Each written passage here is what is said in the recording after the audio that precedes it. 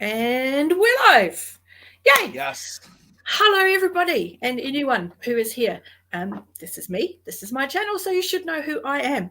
But I do have two very lovely guests who have not been here before. So, if we go in order, I will ask you to introduce yourselves, where and how you picked up live ships, your experience so far, and where people can Ooh. find you. So, take it away, Ben. Okay, so I read the Farseer trilogy. So, Oops, take it away, Ben. there's an echo. I read the Farseer trilogy about 4 years ago. It's one of the first adult fantasy series I read when I got back into adult fantasy, and I think I lost a little momentum with Assassin's Quest, but I still liked them overall. But I knew Live Ship was there were beefy books, and there was a switch to different POV style, and I don't know, they were always intimidating for me, and I just never I always put them off. I was always like, oh, I'm gonna continue Realm of the Elderlings. I got all of them. I'm gonna continue, but I just kept on putting it off, putting it off. I don't really know why. I maybe because I knew they were gonna be heavy, like emotionally, and it was not until recently when Colin started his YouTube channel, he was like, "Oh, you want to join me in a buddy read of Live Ship?" And I'm like, "Yeah, let's do it. This is the kick I needed to continue with the Realm of the Elderlings."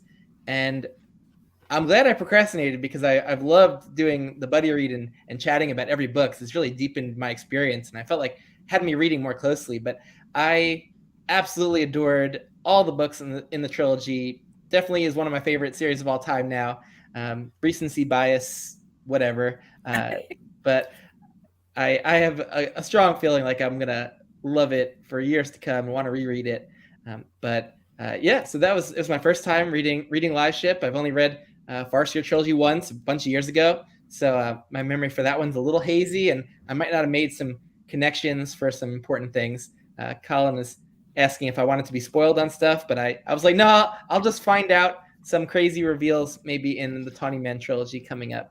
Um, Fair enough. All right. And how about you, Colin? How and when? And tell us your live ship story so far. Yeah, so I'm Colin from the channel Colin's Corner. And so the reason that I eventually got led to live ship was that I have been following Jimmy over on the Fantasy Network for it's crazy to even think about, but it's probably been over 2 years now, maybe close to coming on 3 years that I've just been a member of his community. And he obviously went through that, you know, phase where he was reading Realm of the Elderlings, and I think he like followed that up with Malazan, but he loved it. And the way that he describes some of the books and just the threads in his Discord really sounded enticing. Made Realm of the Elderlings sound enticing to me, and I had a little bit less time in between Farseer and Live Ship, so I was, really eager to see because I knew that Live Ship was not following the cast of characters from Farseer, who I grew to love very, very quickly. So I kind of kicked the Live Ship can down the road a little bit. Not quite as long as Ben did, because I think I don't know why. I mean, it had only been 3 Hob books for me. I should have still trusted that she would deliver. So I kicked the can down the road just a little bit, and finally, Ben and I just have this coincidentally very overlapping reading year going on, and so we figured we would read this together, and it was amazing, amazing. but by the way, it totally was very emotionally heavy. I was very correct that like I maybe wasn't ready for it for a while. I've been reading a lot of breezier fantasy in the last couple years, and this hits like a ton of bricks like continually Yeah. as you're reading through these books. So Oh, yes. you have to be a little prepared for some emotional heaviness, emotional trauma as you're reading through this. Just a lot of depth in so many different ways. But I've been avoiding live ship booktube content because I really don't like to be spoiled at all, even on vague things. I like to go in with almost knowing nothing about whatever I'm going to be reading. So I've avoided all live ship reviews, discussions, And No. so I'm not even too aware. I know, Derry, that you are just a, queen hob, queen of the fandom. But what is your history in terms of like when you started reading Realm of the Elderlings and Liveship? And I'm just curious a little bit about your Liveship journey. I came to Hob in 2001. The John Howe covers of Farseer sort of winked at me from a shelf and was like, "Look at me, I'm gorgeous." And I was like, "Yes, you are." So I picked them up and I read those. And then I went and got Liveships and I read those. And I read the 2 books in Tourneyman that were out at that time and read Fool's Fate when it was published later in that year or the following year. And then I never stopped reading them. And I've been reading them pretty much annually since then. And as each book's been added, I would add that to my reread. So I've read them a few times, and just to put that lightly. But the remarkable thing has been that the experience doesn't lose that emotional punch. That's still there every time. And I'm still finding things to discuss with people. Yeah. I'm still finding new lenses to look at the series through. And it's why talking to newbies who bring that different lens again really helps keep that fresh for me and keeps me looking for new, just things I hadn't seen and things I hadn't noticed or picked up before, because it's such an incredibly deep read that you can. And, as George R. Martin has said, the reread is the value. Yeah, so. Well, I got so much out of it on a first read, and I think this is the type of book or series though that has ultimate reread value, because there's so many different levels of reread value. There's just coming back to something familiar that you love and rejoining characters and setting that you love. There's that almost nostalgic reread value that almost everything has. But there's the reread value of an extremely well plotted book and series where things were planned out from the beginning and then seeded in the beginning and then throughout, and you see things foreshadowed and seeded, and the things that, because of reveals that you don't know until later, you wouldn't know to even look out for in the beginning, you're going to see on a reread. And so like I've had a few amazing reread experiences with that kind of value, like the Mistborn trilogy, Stormlight books. I haven't done too much rereading since I started adult fantasy because I just wanted to catch up on so many things. But I've reread a lot of Dresden and Sanderson books, and there's a lot of reread value in terms of the plotting and the well planned out series arcs. And then so with Hob you have that, but then you also have this third layer of reread value. I assume that I'm just thinking about my future self here, which is a certain elegance in the writing and depth in the prose itself, where maybe on first read you don't pay as much attention to the language choices and little tiny details like that as you're trying to just get immersed in the plot and the characters' journeys, and I think Steven Erikson might offer this level of reread where they're very intentional about their word choice and about their diction. And so I think Hob offers all this level of reread value, which is awesome, because a lot of authors might only offer one or two of those. But Well, I can promise you that the reread value is there. Most definitely. But Colin, you had the shorter gap of the two of you between Farseer and Liveship. So I want to just quickly sort of say to you, how has that already shifted what you got from Farseer? Has it changed, altered, deepened?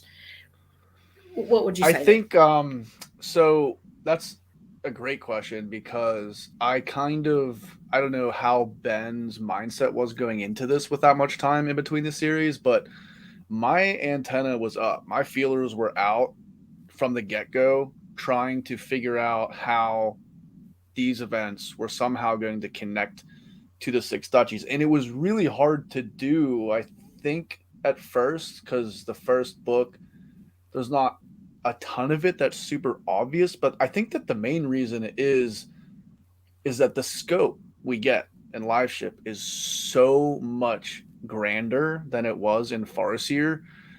And I didn't really think about how narrow the scope was in Farseer by only getting Fitz's perspective. It's so easy to forget because I get so enveloped with the story that we are only getting Fitz's point of view.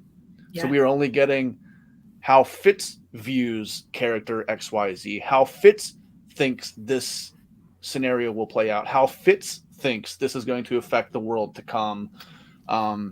It isn't just simply what's happening at face value. It's what Fitz his opinion is, how he perceives things. Or and just with what he knows. Liveship, yeah. Or what he knows. He only knows so much. But with Liveship, it was completely different. It was, I mean, we're jumping back and forth to different groups of characters. We're getting to see how different cultures interact with each other, and we're getting to see how the histories between these two cultures have left things where they are today and how they might affect things going forward. I think Hobb did like such an amazing job of just really making the cultures of the different areas and cities feel so real. I mean, like just the way that they talk about the Six Duchies people is like they're barbarians. Like I never once in the entire Farseer trilogy thought that any one of those characters was barbaric in any sense of the word. Yeah. So I think like I said, my feelers were up. I was trying to like theorize and make connections because I read Farseer for the first time last summer physically, and then I already missed the character, so I reread it again like in January and February, just on audio. So even that reread, like, you know, it helped me to piece together the events of Farseer, but it also helped me to just, you know, little nods like Ben was talking about that, you know, I might not have gotten until I reread the whole series. I was able to theorize, I think, a little bit. I don't know if I'm right or not, but I was still thinking in terms of connecting to Farseer, if that makes sense. Yeah, mine was different just because of the 4-year gap. It felt like a completely separate, distinct series to me. It just happened to take place in the same world, and even though they're on the same continent, right? Like the same literal like same landmass.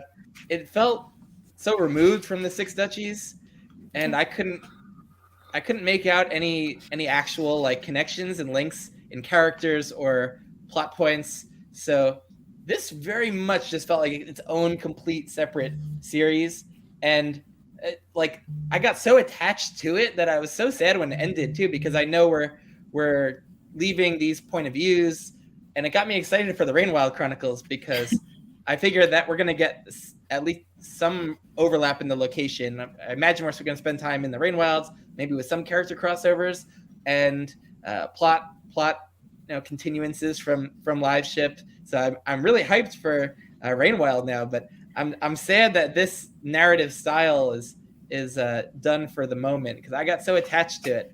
And I'm so glad to hear that. Yeah, I really am. And it's one of those series that, as you say, you put it off because you're like, no, I'm at home with Fitz, and that's a really big trilogy. It looks quite scary, and it's about characters I've never met. I don't know if it's going to be as good. And almost universally, people have gone, when I finally read it, I kicked myself for waiting so long because it was great. Yeah. But what I will say, and yes, we are full spoilers. If you're on my channel, they're kind of, why are you even here if you're not ready for spoilers? Or come back later when you've read some more. And so I know that when Robin Hobb wrote the Liveship Traders series, she started completely intentionally with it being a new series, not connected, and had already started writing, was a long way in, when a character showed up that told her that, no, it is connected, and that opened that story for her. So her writing process is fairly organic. She has been quoted as saying she does outline her books, and the outline and what gets published are very different things. And that she could use the same outline and write a completely different story, just by virtue of the way that she writes. So the Liveship story, it takes place, if anyone's not sure, it takes place 7 or 8 years after the climactic events of Assassin's Quest. And so things have happened in the Six Duchies a while ago. And that war, that Red Ship's war that impacted the trade along that coastline with Chelsea and everything is what really led to a lot of the economic struggle now happening in Bingtown. And they do reference it vaguely, that war a few years ago that interrupted trade. And that level of world building, I think, is really clever because it ties it in a logical way for it to impact this story.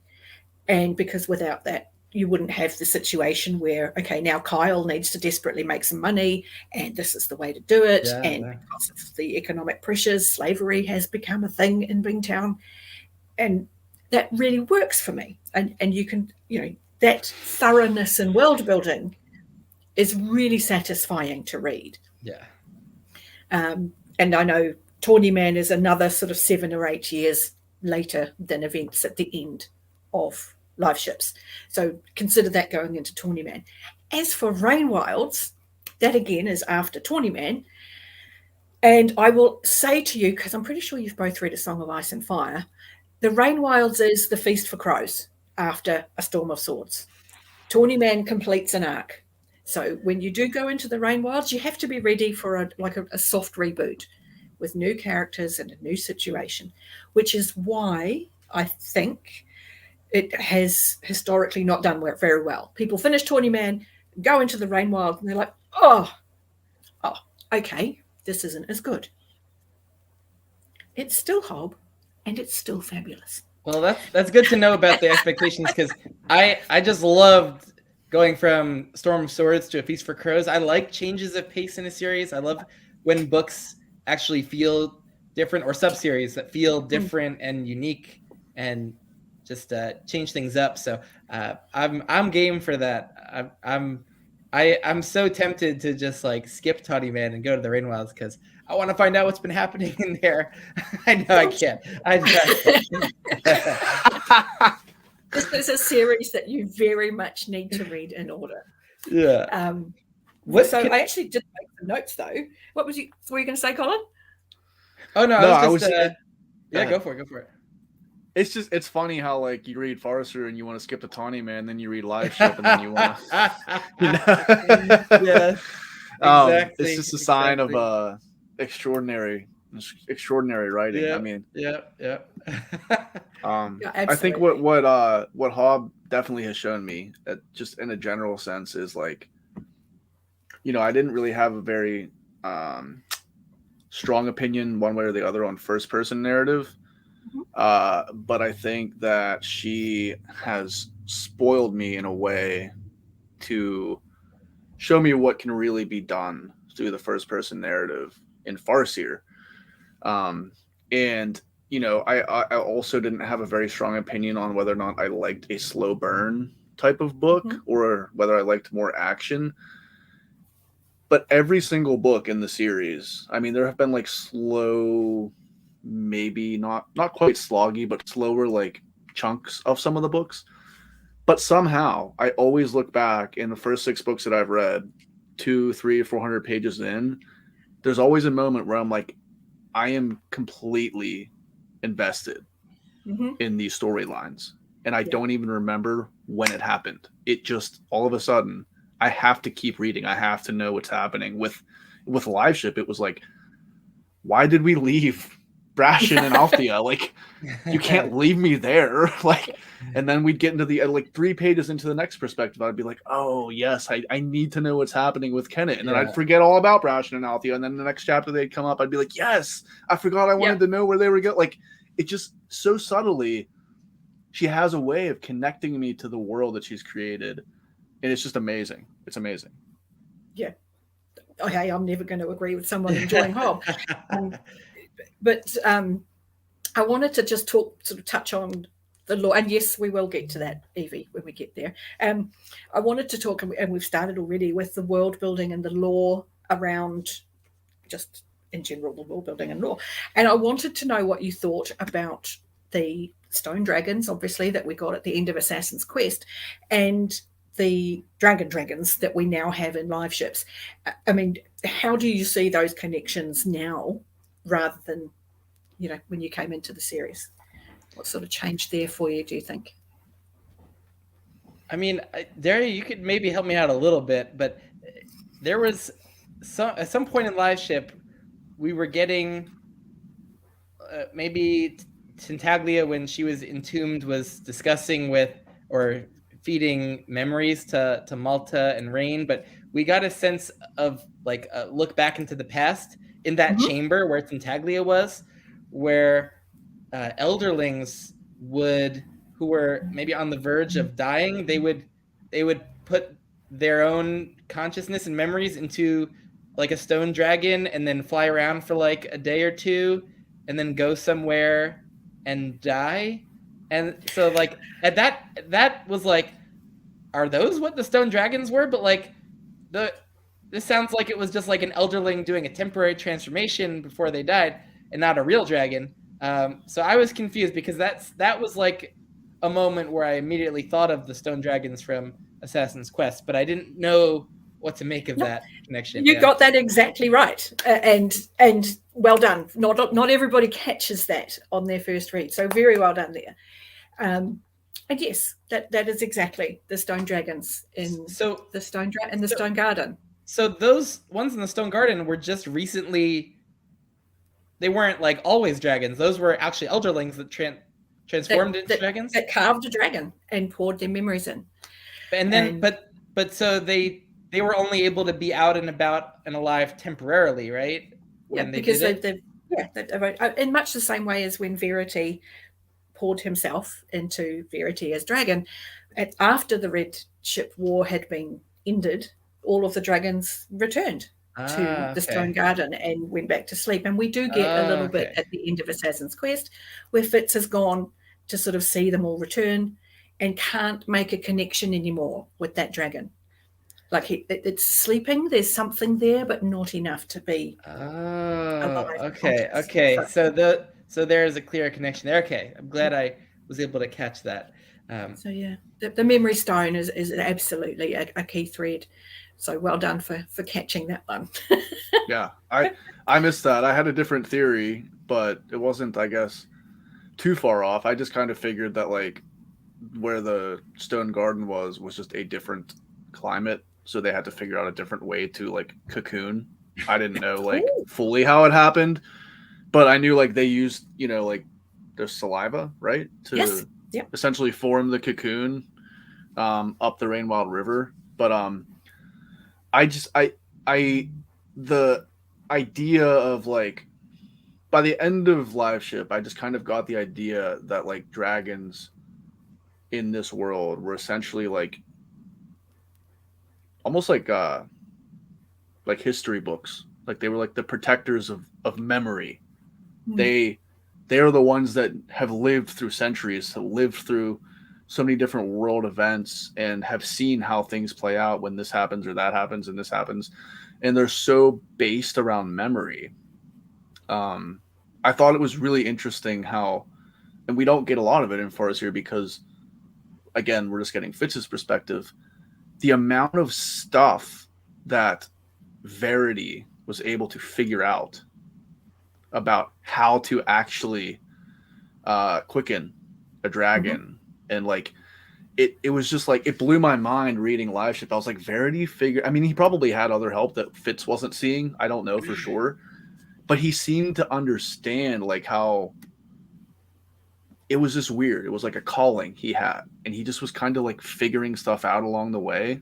And for him to like figure out how to pour all of his memories, like it was very reminiscent of like what we now know the Rainwild people did to quicken, which I think they have a different cultural way to describe the same kinds of events. Like they don't talk about the skill.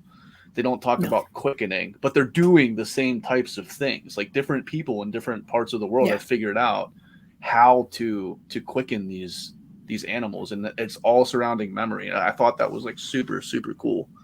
Yeah. I was gonna ask how long do the dragons and serpents live, but I'm kind of confused by the life cycles. Like a lot of the serpents that we see throughout the Liveship series, were they once actual flying dragons? The life cycle goes dragon, egg, serpent, cocoon, dragon. So the serpents who are in the sea have only known life as serpents. Oh, okay. And they rely on a she who remembers to give them the information they need to find their way back to the Rainwilds River. And they also have a sort of cultural memory of being dragons. They know that that's what they will become. The dragons, the serpents that we meet in live ships, however, have been in the oceans, and all we get is for scores of years. And they've lost almost all of those memories. They have the very smallest vestiges of memory left, that somehow they've got to go somewhere and do something, but they just don't really know. It's almost like, I don't know, migratory birds. It's an urge that like they've got to go. And oh my God, that was so their chapters were so intriguing. Like it was so mysterious, but I got attached to the serpents, and just it was so easy to feel for them, but at first it was so mysterious, and I loved getting these little interludes all along the way that started to make more and more sense how it all played in as we got into the third book. But like when Wintro freed She Who Remembers, and I had no clue what was going on there. Like there's a serpent in this pool and he's freeing them. Like, okay, go with it.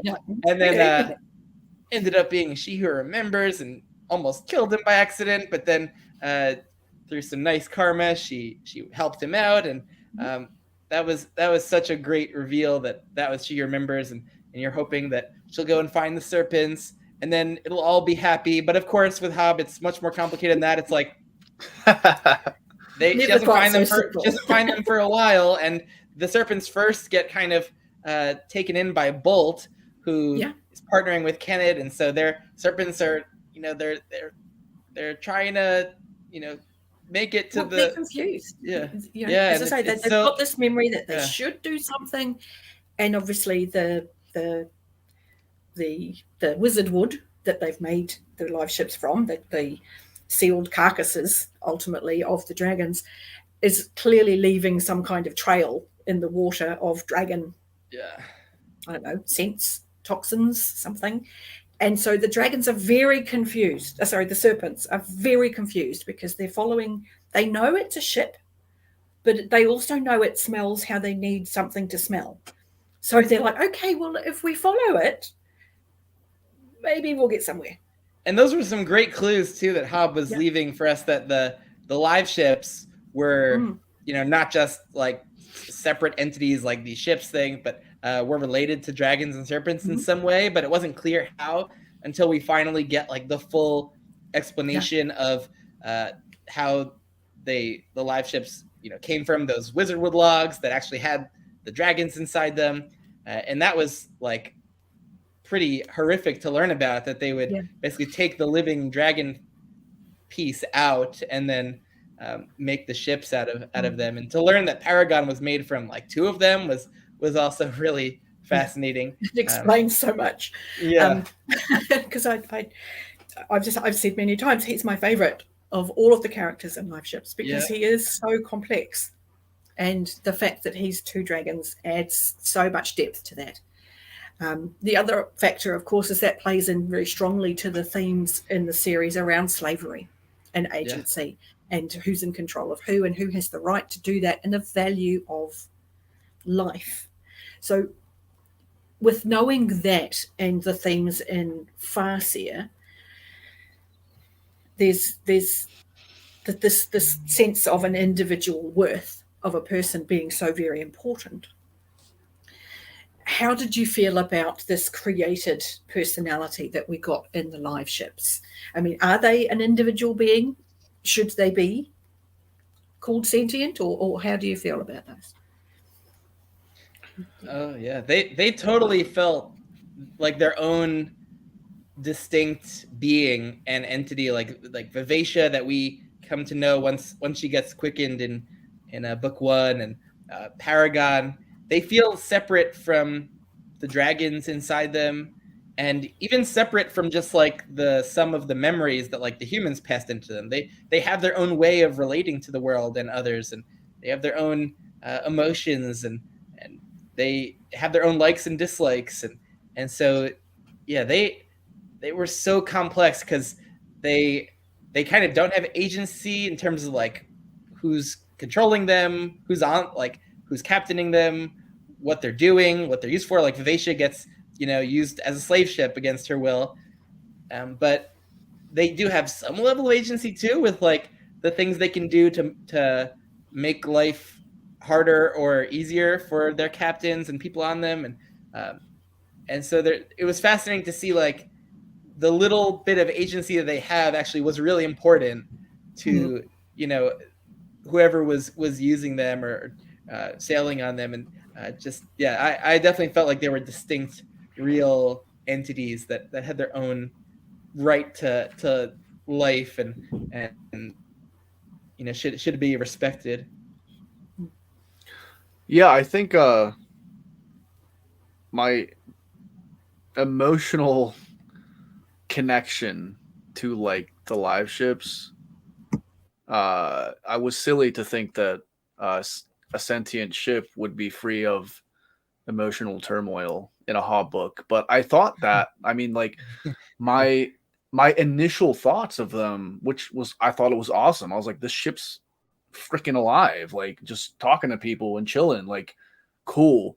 And they each have such distinct personalities that I got attached to as their own distinct characters. And then all of a sudden, like, I somehow get even more drawn into them because their story, I mean, there's so much trauma of many different kinds and in this book, in this entire series, but theirs might be like the most overall devastating. Like the moment they realize, all of them, I mean, we get different, each individual ships realizing that they are dead dragons is so devastating. Like from there on out, they just have this understanding and this constant yearning and knowledge that they have been so wronged and they will never get to fly. And it was because of humans being selfish for money, for things that they have no concept of. Like they were trapped forever.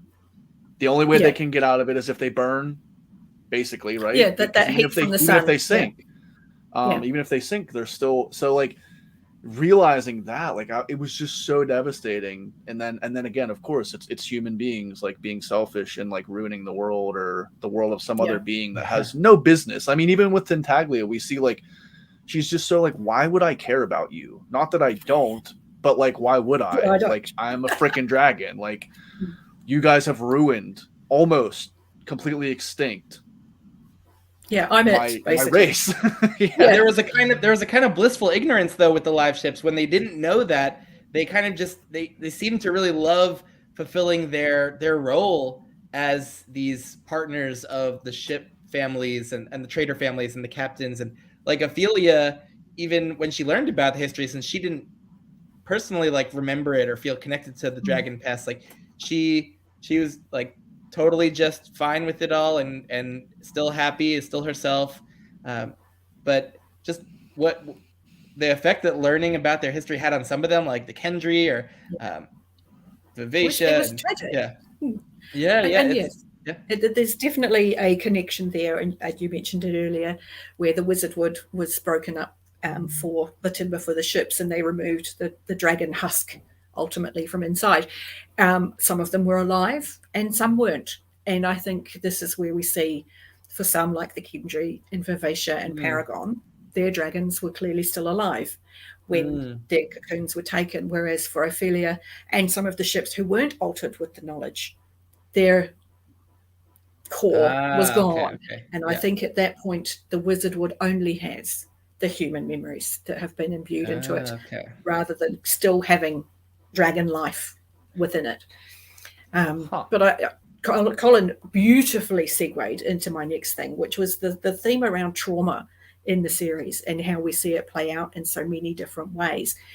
I mean, how did you feel? And please feel free not to answer me if you don't want to, but as a bloke going into this trilogy that speaks so strongly to a lot of very female trauma, how did you sort of go with that? How did that sit with you?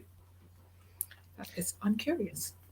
I mean, I love reading because one of the main reasons I think is because I get to empathize with different types of people that are not me and that have different experiences. And I personally am very lucky. I don't have any real history of personal trauma of any kind, and so I do like being able to immerse myself in various kinds of stories like this, where I can get a sense of what it actually is like for people who have gone through things.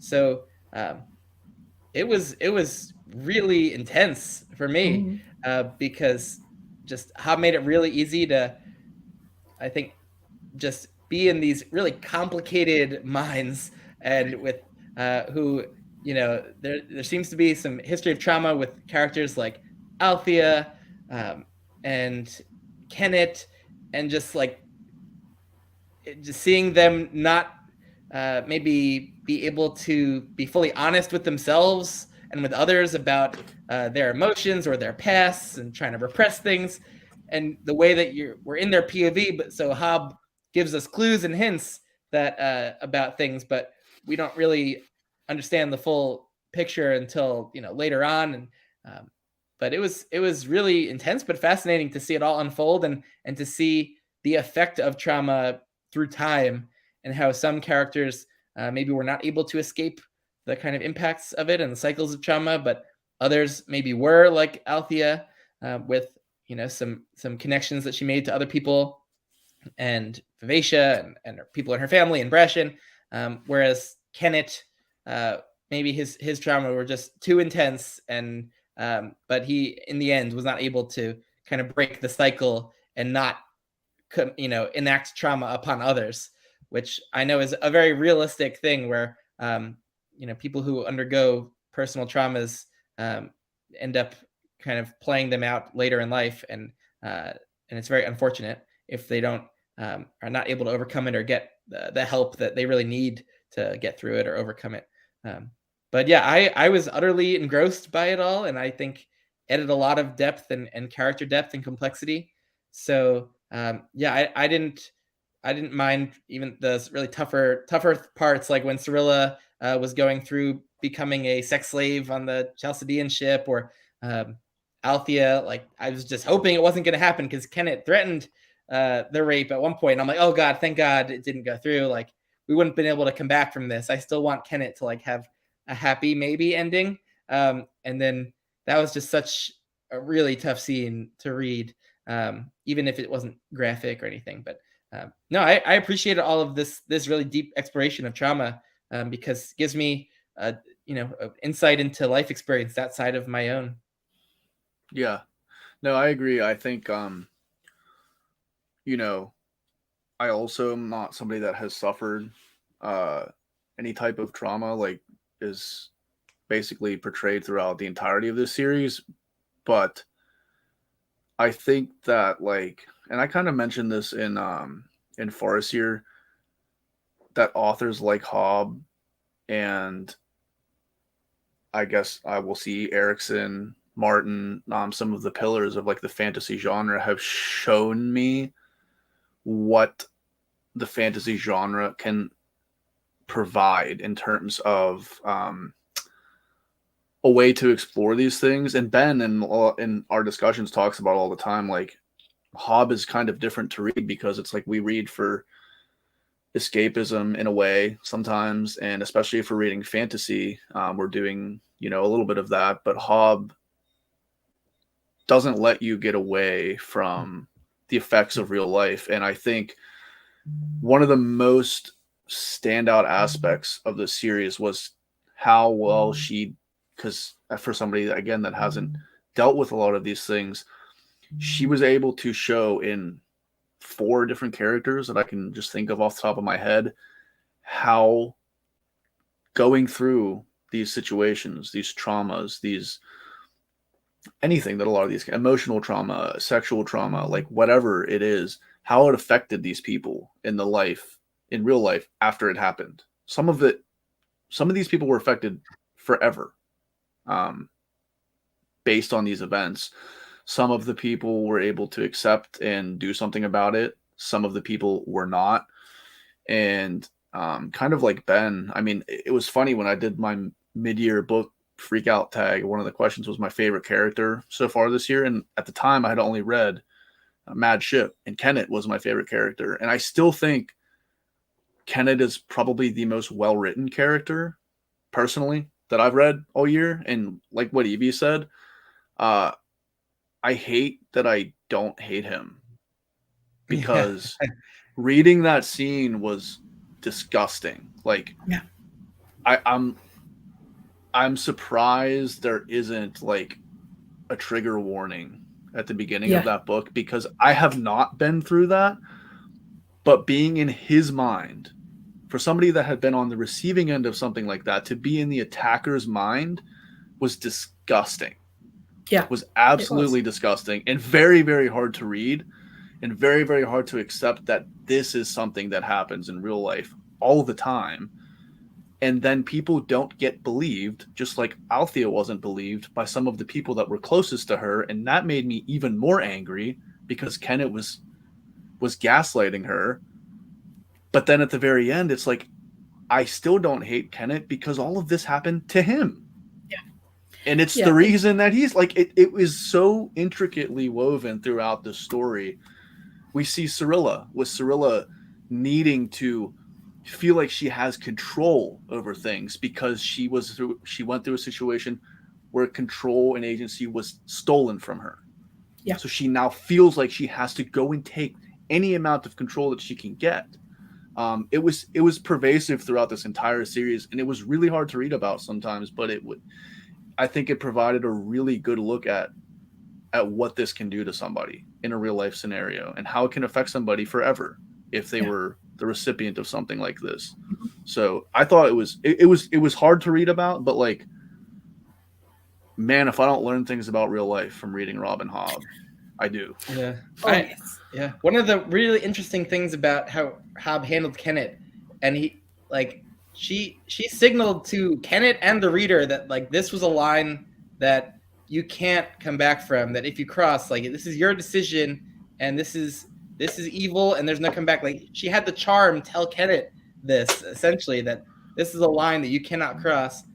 And I think it would have made, I think, Kenneth dying at the end, I don't know, and his connection with Paragon, like, I don't know, I really think, like, it maybe would have made us feel like, oh, it wasn't like Kenneth shouldn't have died at the end, or it would have been nice for him to live. But the fact that he did cross that line, it felt right in a way that he ended up dying and then being handed off to Paragon to, go back to his live ship, and Paragon just taking back his memories and the pain from him was such a beautiful moment for Paragon and Kenneth, and I think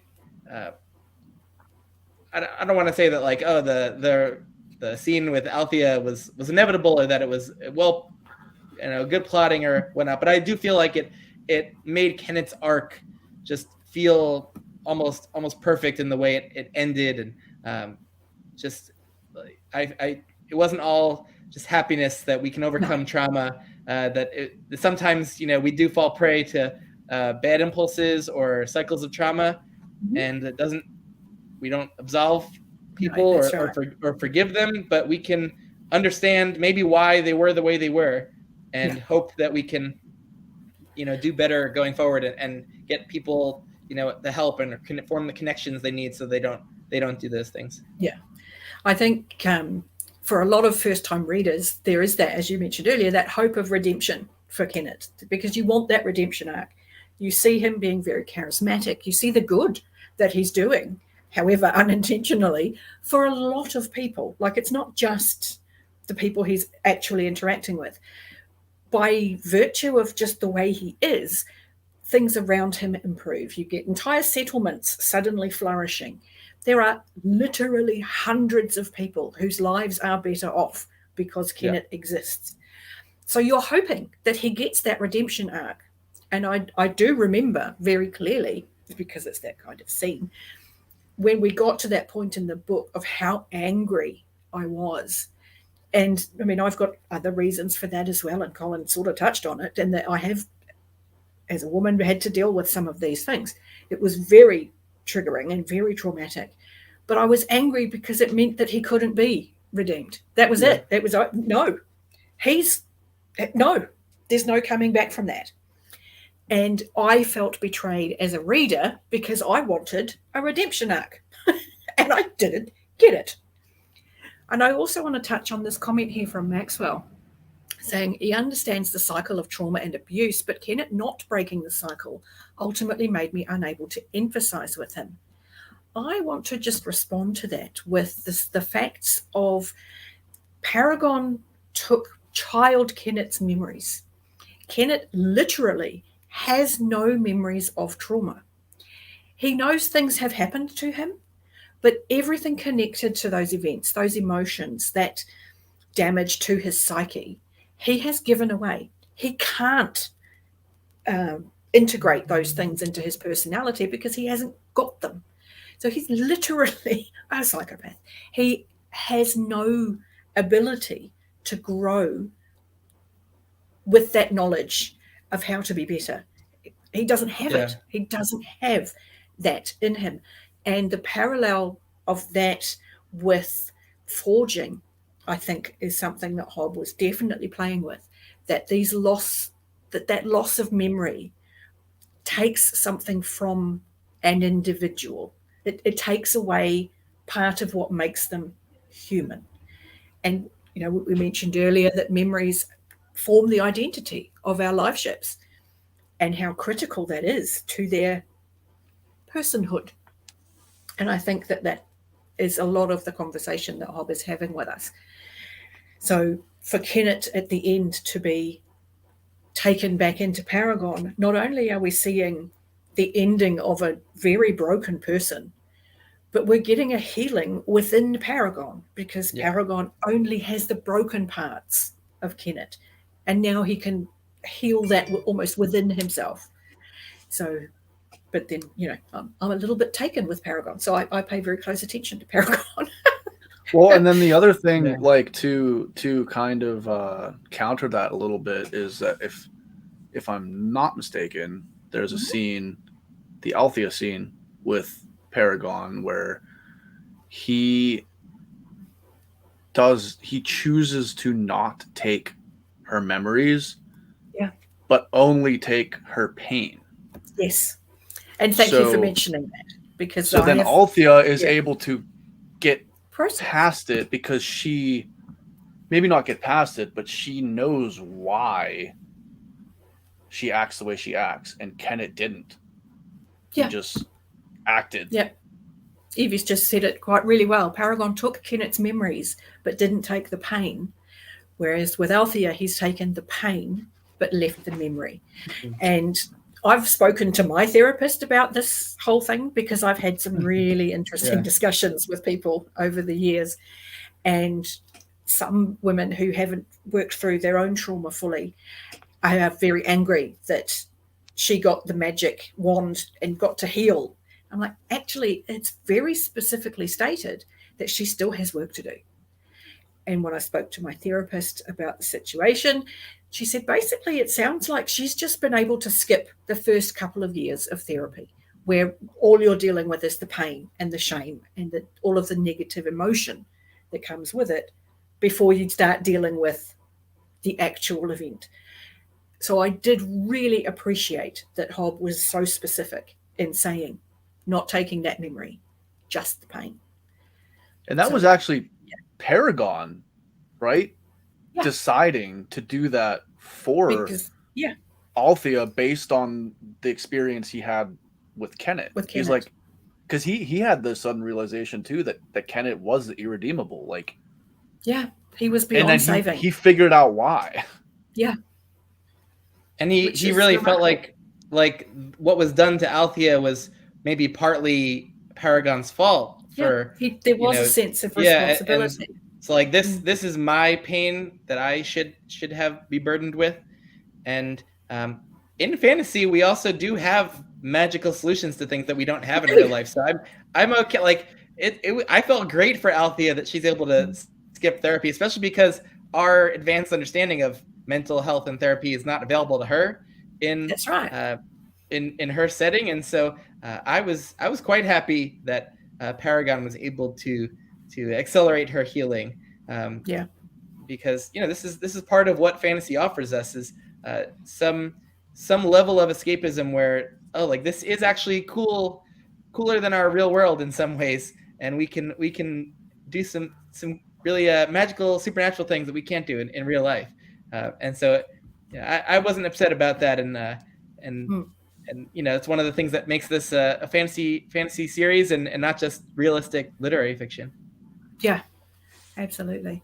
The other thing I would love to get your thoughts on is I wasn't part of a live discussion. I was in the chat of another one, and there was some very passionate opinions that it ended badly because nobody got what they wanted at the beginning. And my response was, but all of them have changed since then. Yeah. And what they wanted at the beginning isn't going to work. But did you feel that? Were you hoping somehow that Althea would end up with Vivacia or something? People would be happier if things had gone differently? Or how did you feel about how it all tied up? Colin, you want to go for that one?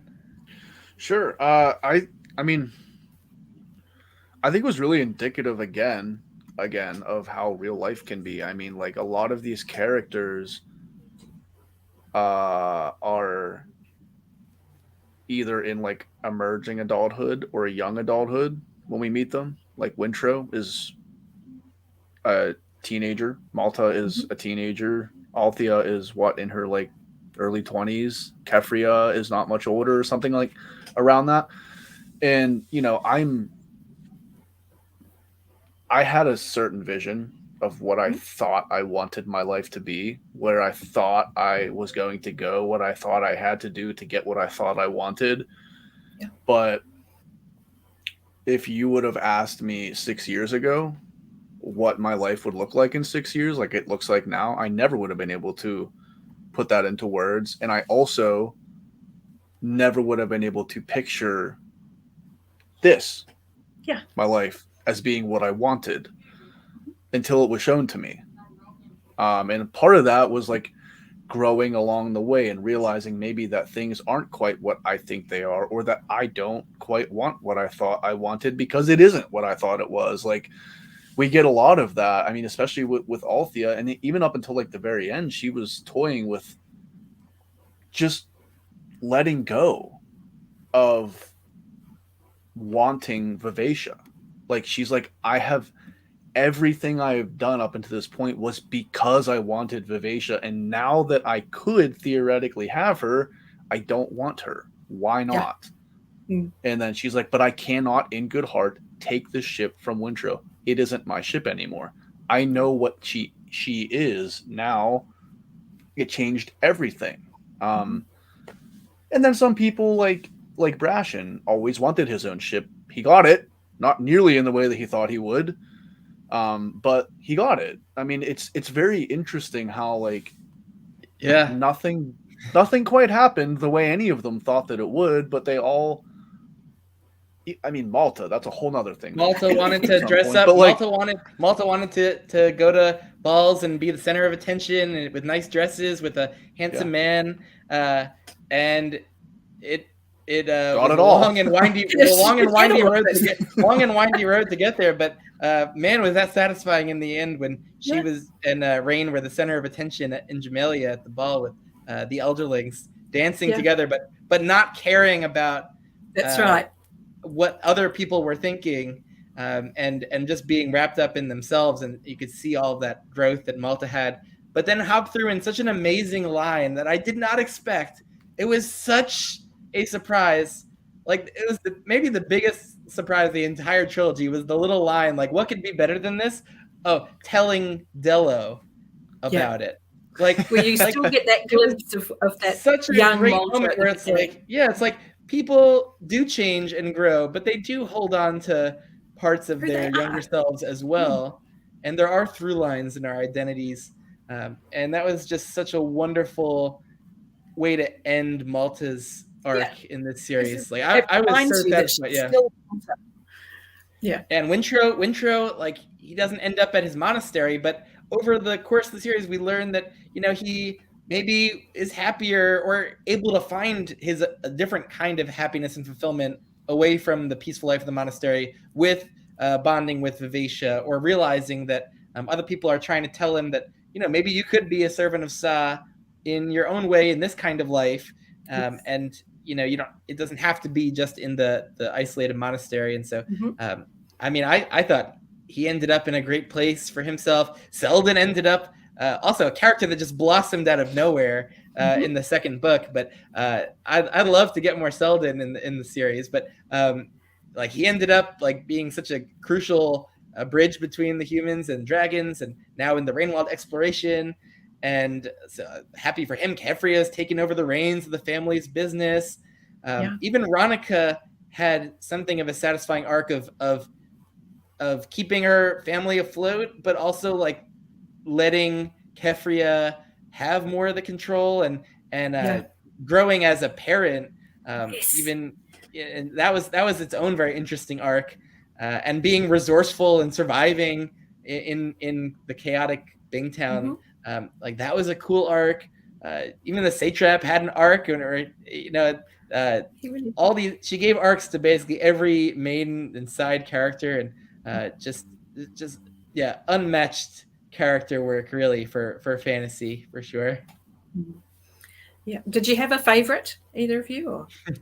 So this is a question that I love to think about, because I do not feel like I read in similar ways to other people when it comes to like characters, because if I love a book or series, I'm just so immersed in the whole thing where I love all the characters. Like I am engaged in all the different arcs. There's differences in them. I love the variety, and it's so hard for me to like parse out if I like some more than others or have favorites, just because if when a book is really working, there's almost it has no faults, and I'm so invested in all the characters. So I don't think I can clearly say I have any favorites. Like truly, like at all the POVs. You're going to wimp out of making a call. Yeah, then. Absolutely. But I really like. There were no weak points here in the chain. I just grew attached to them all. So what we got with Wintra's arc is just so different than Althea and Malta and the live ships. Just I loved the whole tapestry. So I don't think I can figure out even a favorite character. I'll have to keep asking you till you find out. Yeah. What about you, Colin? I feel like I don't want people to get confused with favorite, meaning that I like them as like a human. But my favorite character to read, I think, still was Kenneth, because he was so incredibly layered.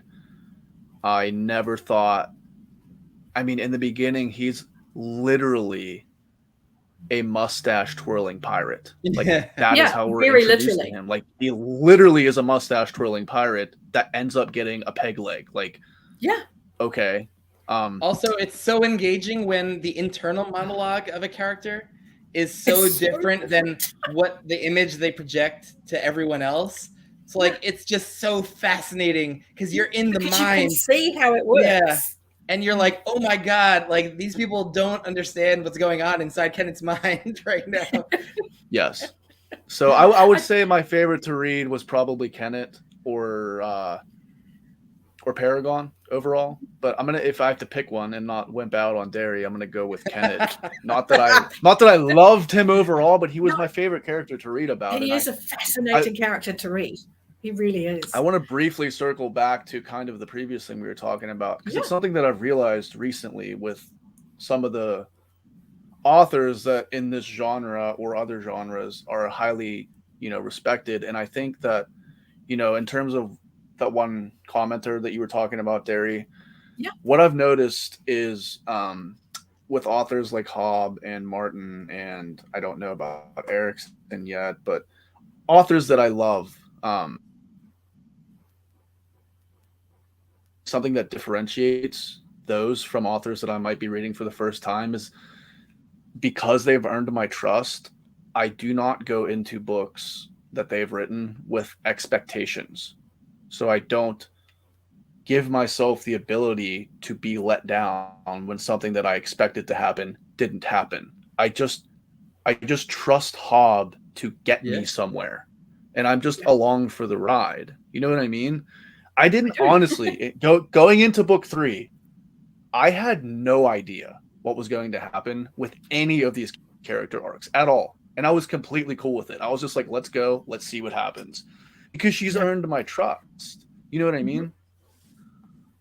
I should have trusted more that like everything would go in a way that I really liked, because the Malta started out as such a frustrating character. So I can definitely say I wasn't in love with the Malta character in the first half of the series, but when she started to get more memories from when she had her fit at the docks, which is, I got to go back and reread that, because that reading it one time through was very confusing. But when she started to get more memories, and then when she started in the Rain Wild was when it really took off, when she got flooded with memories. But and then she was able to remain herself though, but she felt like she just matured, many years in a short span of time, with the help of some supernatural elements.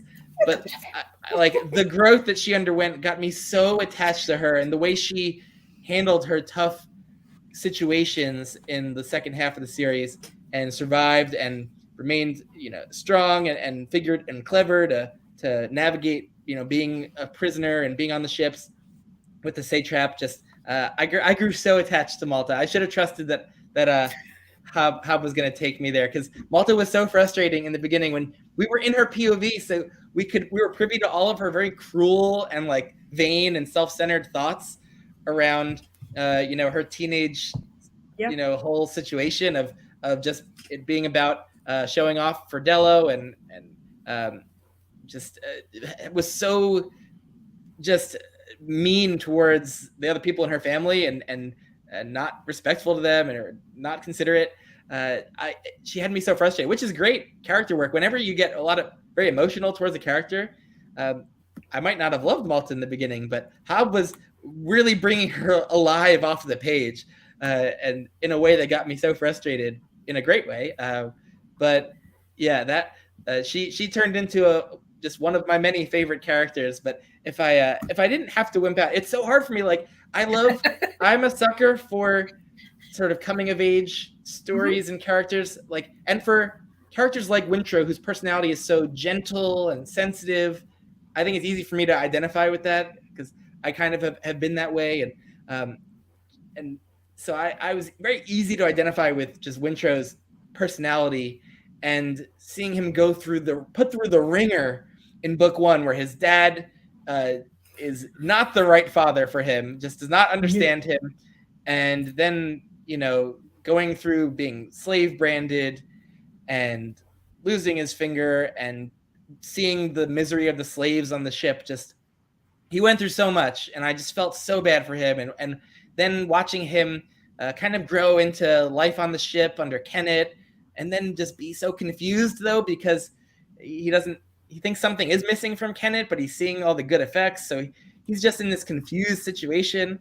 And it was just so easy for me to be attached to that and invested in that story. So Wintrow, maybe if I had to pick, maybe favorite, but I loved Althea and Brashen, and their really complicated, series of miscommunications and attraction, and yet still managed to avoid being the miscommunication trope. Yeah. Oh no, so well done. But I got so attached to them and so invested in both their journeys, and they're both so good-hearted, and I love characters that are really good-hearted and are figuring things out, and so like I was just attached to all of them, and but loved reading Kenneth and the Liveship. I mean, some of the single best character moments in the whole series where I felt elevated emotionally, I think, were with Paragon, and just like when he was floated and set sail for the first time, just a really elevating kind of emotional moment that was cathartic and great. And then towards the end, I think some of that Paragon almost stole the show towards the end of the series too. Just everything around him and the history with Kenneth was just so emotional and deep. And I was, it's like Paragon, it might be in the lead for my number one favorite, but the stuff with Paragon, we got him there. Yeah, the stuff with Paragon that I loved so much was when we learned that he has all this history with Kenneth and it's such an attachment, but he has been growing close to Amber and Althea and Brashen, and he's leading them towards their own grisly end, and he senses that, like, I don't want to do this, but I'm loyal to Kenneth. I've already let Kenneth down once. Like, I have to do this, but I don't want to, and I'm stuck between Kenneth and these other people that I love. Like, that was such a crazy, like, place for Paragon to be in at the end, and I'm so glad with the way it all worked out, where he didn't have to kill these other people that he loved. Yes. Although that was an absolutely crazy moment when, like, he's going down and, like, they're all dying in his hold, and I'm like, oh my God, this is not happening this way. Like, this cannot be the way it all ends. Like, this is the darkest thing I've ever read in my life, and thankfully, though, like it was not a grim, dark series with the way it ended up playing out. No. But it was almost getting there. Like, that was absolutely insane. But yeah, like, everything to do with Paragon was so incredible and complex and emotional. I just loved it, and it's frustrating too, because I wanted Paragon to just be like to get out of his insanity phase and just be, like, okay and mentally stable, but he still had his ups and downs, and when Lavoie was, like, turning him a little evil, and when he killed that sailor really quickly, it was like, oh my God, Paragon's, like, turning dark or like going into madness. Like, just his mental and emotional journey was so involving and a roller coaster ride. Just man, that was so intense. So loved Paragon, but so many characters to love. Yeah. Had either of you figured out the connection to Kenneth before the reveal? No, that hit, no, like, but I was telling, an absolute shocker. Yeah. There were hints that I realized afterwards, because I don't know how many times it made the luck was in his name. Kenneth said by the luck of my name. And as soon as the reveal happened, I was like, I should have put this together, but I didn't. But I didn't yes, on my yes, read. I remember that moment of shock of, oh my God, how did I not see that? Because Hop set up the mystery of what happened with Paragon to cause him to, have his bad events. Like she set it up as this thing that she did not reveal. Like, I felt like she was going to reveal that at some point, and that it was going to be important. And I kind of forget. Yeah. For a while, I think I wasn't thinking about it, and it was amazing though, because that reveal just in one moment just, like, makes you rethink, like, everything that you've read up to that point, and put so many things just fall into place. And it was an amazing reveal. Like, I imagine she had to plan out a lot of this stuff from the beginning of the trilogy, like this in particular. Just stunning, like, plotting and reveal, and just that is the main reason I want to do a reread right now, is just, like, knowing Kenneth's whole story and the relationship with Paragon and what's going on with Paragon from the beginning will just enrich a reread so much. It was an just stunning reveal, one of my favorites I've ever read.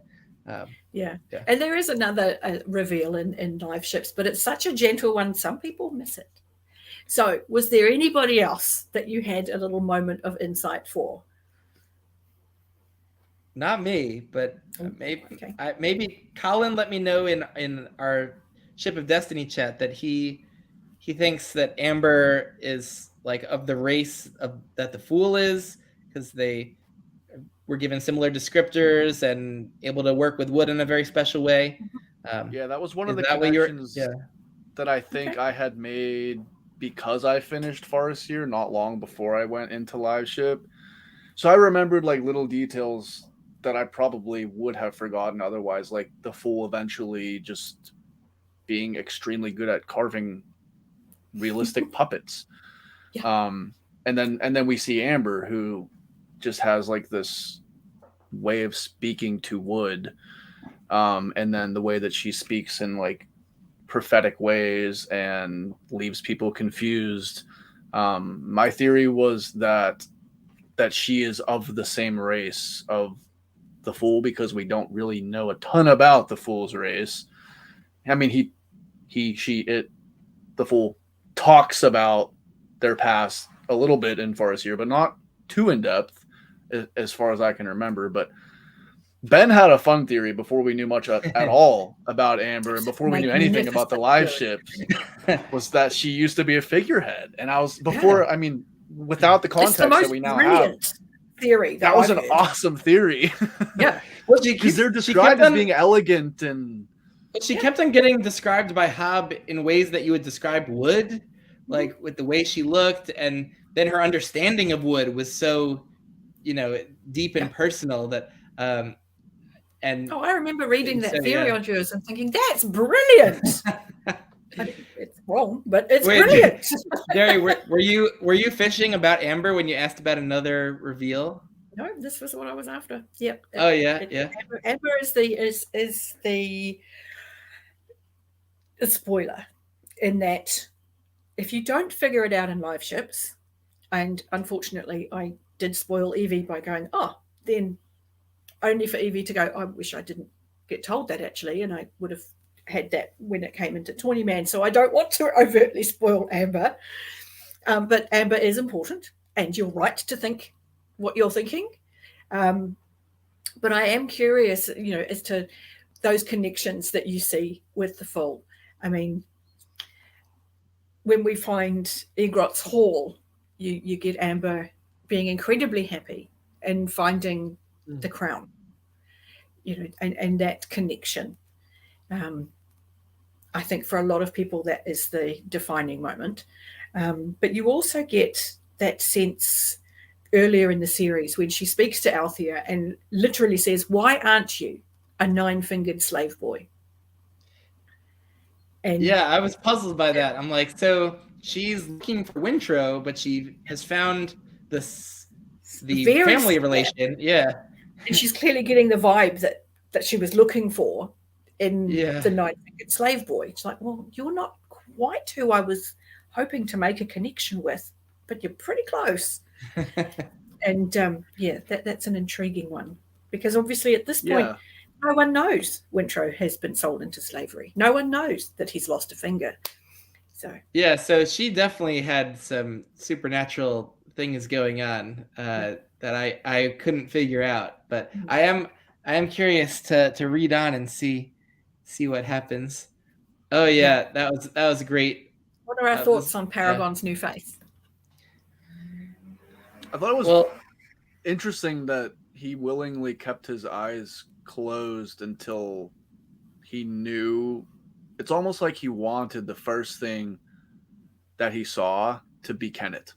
Yes. After all these years of not being able to see him, and Kenneth, unfortunately, devastatingly, being the one that was forced to take Paragon's sight away. I mean, wasn't Paragon like forced to just like hold Kenneth as a boy while Kenneth just like with the so I think it was you do it, or and everyone on the ship, like Althea, Brash, were just like, dude, why are your eyes still closed? Like, you have eyes now. And he wouldn't like tell anyone, but then you kind of see it. I was just like, he just wants Kenneth to be the first thing that he sees with his sight again.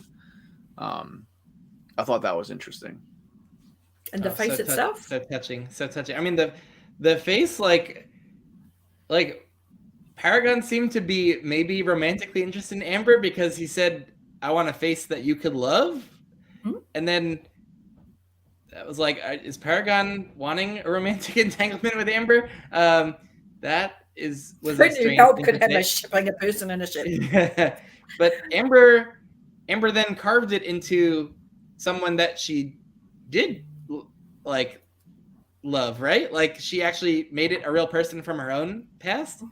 But I didn't feel like I got enough clues to know like who that might have been. I don't know if Colin got any sense, but no. I mean, it was like it was a weird thing, because Paragon was like, I'm literally writing down the time of this video so I can bookmark it for you for later. Amber was asking Paragon what they wanted, and Paragon was just like, you do what you want. Make me somebody you would love or you could love, right? I forget exactly how Paragon worded it. Literally, no, Ben had it exactly right. Give me the face of someone you could love. Yeah. And that is a remarkably profound sentence. Given just anybody, I mean, if somebody said to you, think of a face you could love, who are the people you think of? You think of the people that you love. And so clearly, Paragon wanted to feel loved. Yeah. So yeah. It's, maybe not in a romantic way, but more just like a somebody care about me. Yeah. Because at this point nobody has for such a long time. And we see so much trauma in Paragon through the deaths on his deck, because we find out that he was used as a pirate ship, that there were hundreds of deaths on his decks. And knowing what we do now about how that death gets, added memories into the ships. Yeah. My personal theory, that has nothing at all to support it in the books, but I've just read it enough that I think I'm allowed to make guesses, is I think the separate wizardwood logs, the separate dragons, are potentially taking in different memories. I don't think they're both getting the same memories from the deaths on board, depending on where the blood is spilt as such. So that's going to make Paragon even more mental because now we're getting two distinct individuals being affected by distinct memories. And you saying this made me think of something that I want to ask about, because I don't know exactly when it happened, but wasn't there a point in time during the battles that were going on the ships where I don't even remember what ship it was? It might have been Paragon. What ship did Kyle end up dying on? Was it Kyle died Paragon on or Vivacia? Okay, but like that's what I was going to ask about. How did, all of a sudden, why was she able to just not? Because at that point, she's learned that blood that she was a dragon, and with that release of those memories that clearly she had suppressed through trauma, because that's what trauma does, she was able to tap into some of the gifts that a dragon would have. And one of those is controlling her own body, i.e. the ship. And she's gone, no, I don't want to take that man's life into myself. Wow. And she's rejected it, which I think is really awesome. Yeah. Up until that point, we just see the people the families that own the live ships don't want death on their ships, because then they're forced to live through all these memories. But then all of a sudden, Vivacia's like, nah, bro, you're not coming inside of my wood. I don't want you. That knowledge of herself helped give her agency. Again, we tie back into those themes of you need all of yourself to be able to grow and move past trauma. And we see it with Vivacia. And Maxwell makes a good point here. Even after reading the whole series, not sure how Paragon works, originally thought it was twin dragons and the fact a child died on his decks that made him like this. And this is why my theory is the way it is, in that, yes, you have two entities in the ship, and those two entities are then being influenced by whichever people are being absorbed into their planks. So one of those dragons is more heavily influenced by a child, and one of them is more heavily influenced perhaps by a pirate. And so you're getting that really distinct personality disconnect between the two halves of Paragon. He's genuinely mad. And yes, he did have childish fits. And then it would be voices. And then he's still getting new traumas added onto it, where it's like he still has hope that the Ludluck relations in Big Town are going to care for him, and he feel his heartbreak when the matriarch of the Ludluck line has to come and tell him that, yes, I'm selling you, and the pain in her, where this ship has been the absolute downfall of my family. But you hear the boy who's related to this woman, the boy heartbroken that she could do that to him, the tragedy of that trauma. And that I think that's maybe the first time in the books that I ever cry for Paragon, because I do every time. That I think that moment that's me. Yep, I love Paragon. I hate how like the people always just assume the worst about Paragon, that like Paragon's madness just, made him turn the ship, around and sink everyone and kill everyone, and like Paragon murder everyone. Like they just assume the worst, and they don't know that, this pirate Egret thing, took over the ship and caused all the havoc, and that Paragon was actually really doing right by the Ludlucks and Kennet, and did so much to help protect Kennet. Like I hate that, but it's very realistic that people would just assume the worst and make Paragon a complete pariah for all those years. But it's like so tragic though that Paragon felt guilty about coming back, and just so much going on with his own trauma, like that he felt guilty that he couldn't just stay sunken, and that that he came back. It's just such an innocence to Paragon that is so appealing, and a goodness and sensitivity, just so many great traits. The characters of the people who ran his ship, because Paragon is made up of layers of those memories. And it is heartbreaking, as you say. I mean, it was basically like Paragon was extremely gaslit as a child. It's like a child being emotionally abused in getting raised by emotionally abusive caregivers that make the child think everything is their fault. And so they grow up to assume everything is just their fault and they are inherently bad, but they aren't. But a child being raised that way doesn't know. But they believe it. They believe it. Part of who they are.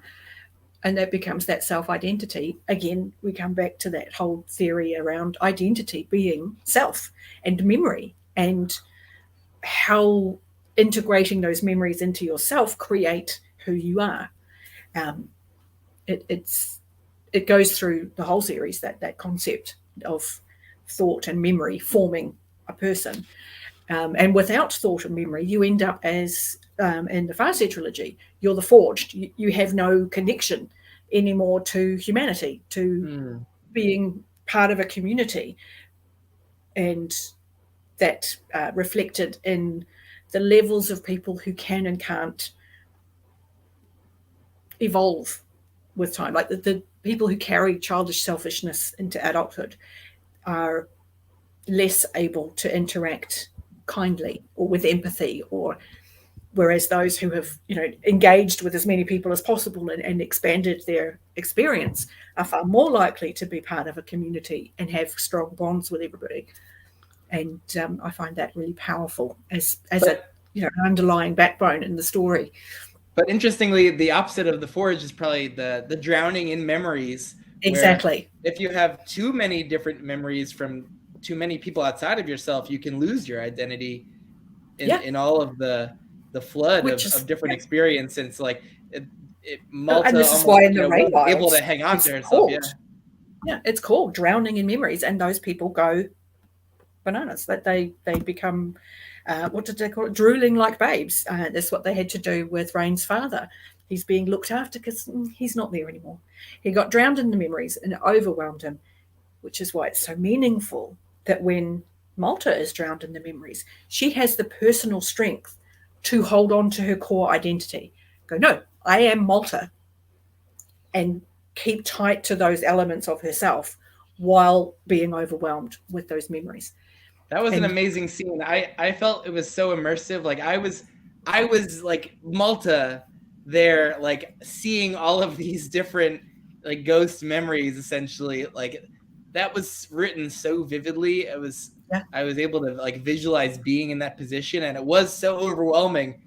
And oh man, that part made me think about why Verity was so careful to warn people not to touch the Skill River.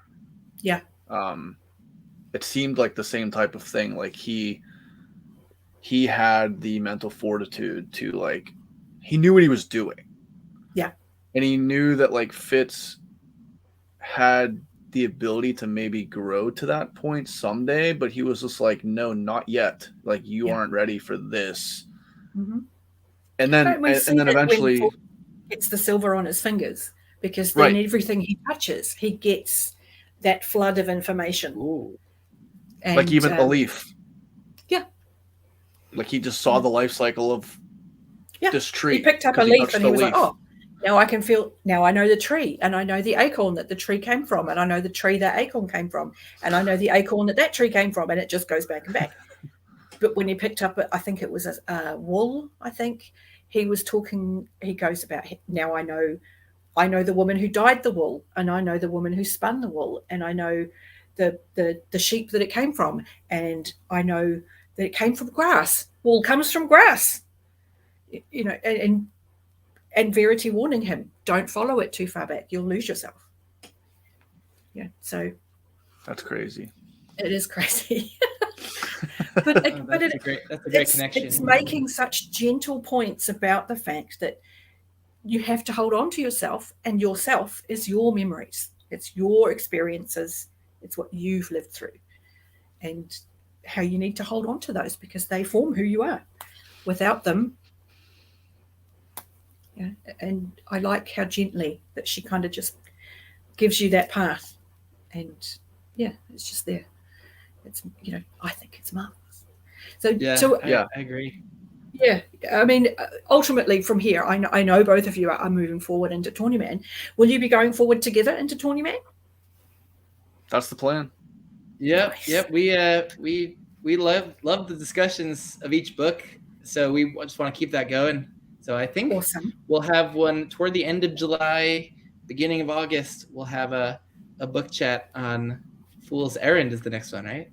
Yes. Yeah. Yes, that's my favorite one of the whole series. Wow. Wow. Really? It's the one that you get the first time you're returning to Fitz, and there's a real sense of coming home to Fitz. Wow. And that. So if Liveship was 7 or 8 years after Farseer, and Fool's Errand is, you said 7 or 8 years after Liveship, so this will be like 15 years between 15. the end of Okay. Assassin's Creed and the beginning of 15. And then what about between Tawnyman and Rainwild?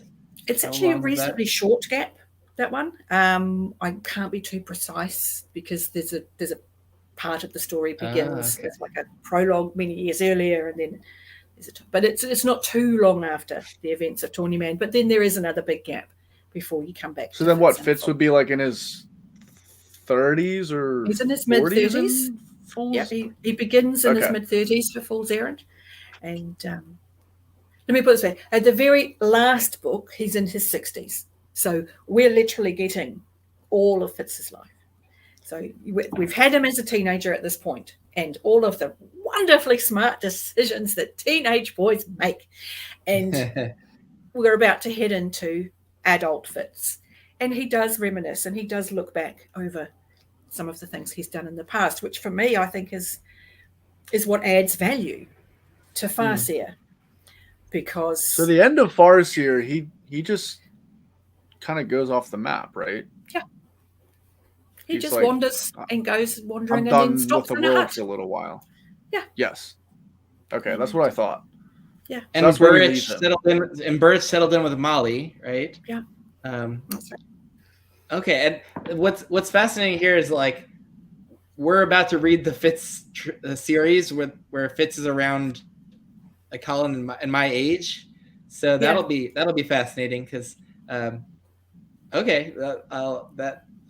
game, but I love the like when I'm reading Farseer, I was thinking about like the trouble with the red ships and the forged, and them overcoming that at the end with the dragons that they bring to life, and like that feels like that was like a major important event for the world. But then stuff in Liveship seems like it's much more important for the entire world. Like we're birthing all of these dragons back into the world, and dragons seem to have a major impact on the way things are going to go. So I can't wait to see just like the effect of the dragons. Also, like Jamalia seems to be a very powerful like political entity, and Bingtown now, like the role they're going to play. Are Bingtown traders going to be showing up more in the Six Duchies now? Is trade going to be opening up more between everything? Is Chalced also is this weird wild card? They're very militaristic and imperial, and they're sandwiched between the Six Duchies and like Bingtown and Jamalia. So I'm curious how all the political situation of everything is going to play out, and the effect of the dragons being hatched. Yeah, it's it's consistent. First of all, Evie, yes, because I did this for Royal Assassin, and I wish I didn't. It's the only one I did it for, and I stopped doing it for all the other ones. And I get it. I mean, like, you got to market the book somehow. But yeah, I haven't read it for any of the other books. And then the other thing I wanted to mention about Liveships is it made this world feel so much larger than I thought it was in Farseer, because I mean, even to the Ben and I talked about it, and I forget which one of our chats it was, but we were just like, do the Six Duchies, do the people in the north even do the people in Liveship Traders even know what happened, like with the dragon and like and then like it's literally just mentioned in passing, like they're like, oh yeah, we heard about the dragons in the north, and then someone was just like, I saw them, and so like it made it seem so much further away than I thought this whole series was. Like, it made it feel way more vast. Yeah. This whole series, I was like, wow. In a world where there isn't, airplane travel or trains, where it's literally how far can a horse go in a day, it's a long way between these areas. And in between them, as you mentioned, Ben, you've got Chalced, who are aggressive and militaristic and fight everyone. So there's never going to be a lot of traffic between Bingtown, Jamalia, and the Six Duchies. Chalced is very much a barrier to that. So it's a valid thing to be remembering, that Chalced is the boundary. And I learned that we had so. Go ahead, Ben. Oh, I was just saying, I love that we had the Jack, the Six Duchies character, just being like such a fun fish out of water type, and like, it was interesting. Yeah. Oh yeah, Clef.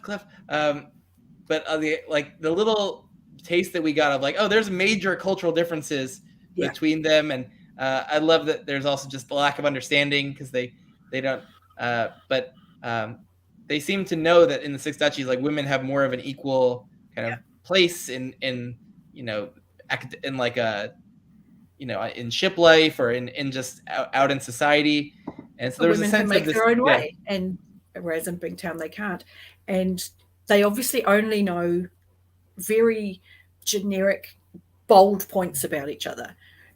That we saw, we mentioned that Bingtown considers the Six Duchies to be very provincial, very barbarian. They're backward.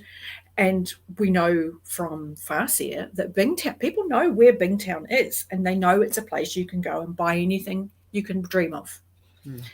But that's what they know of it, that's a place you can buy dreams. And that's literally it. They don't know anything about it being cursed. They don't know anything about the society of Bingtown, only that it's a place of weird things that you can't get anywhere else. So, and I like the truth of that, because that's pretty much all that they're going to get, because it'll be the very few sailors that will chance the run past Chalced. I mean, like, the way that Hobb builds cultures too, and do not take this the wrong way, but it made me, I guess, for lack of a better way to put it, more sympathetic towards certain characters. I hated Kyle the whole time, but I still hate Kyle. He should be yeeted into the sun. Sorry. Yeah, knowing where he came from, though, made me understand him better and his beliefs and his views. And also, Burrich is from Chalced, right? Really? Burrich is Oh, wow.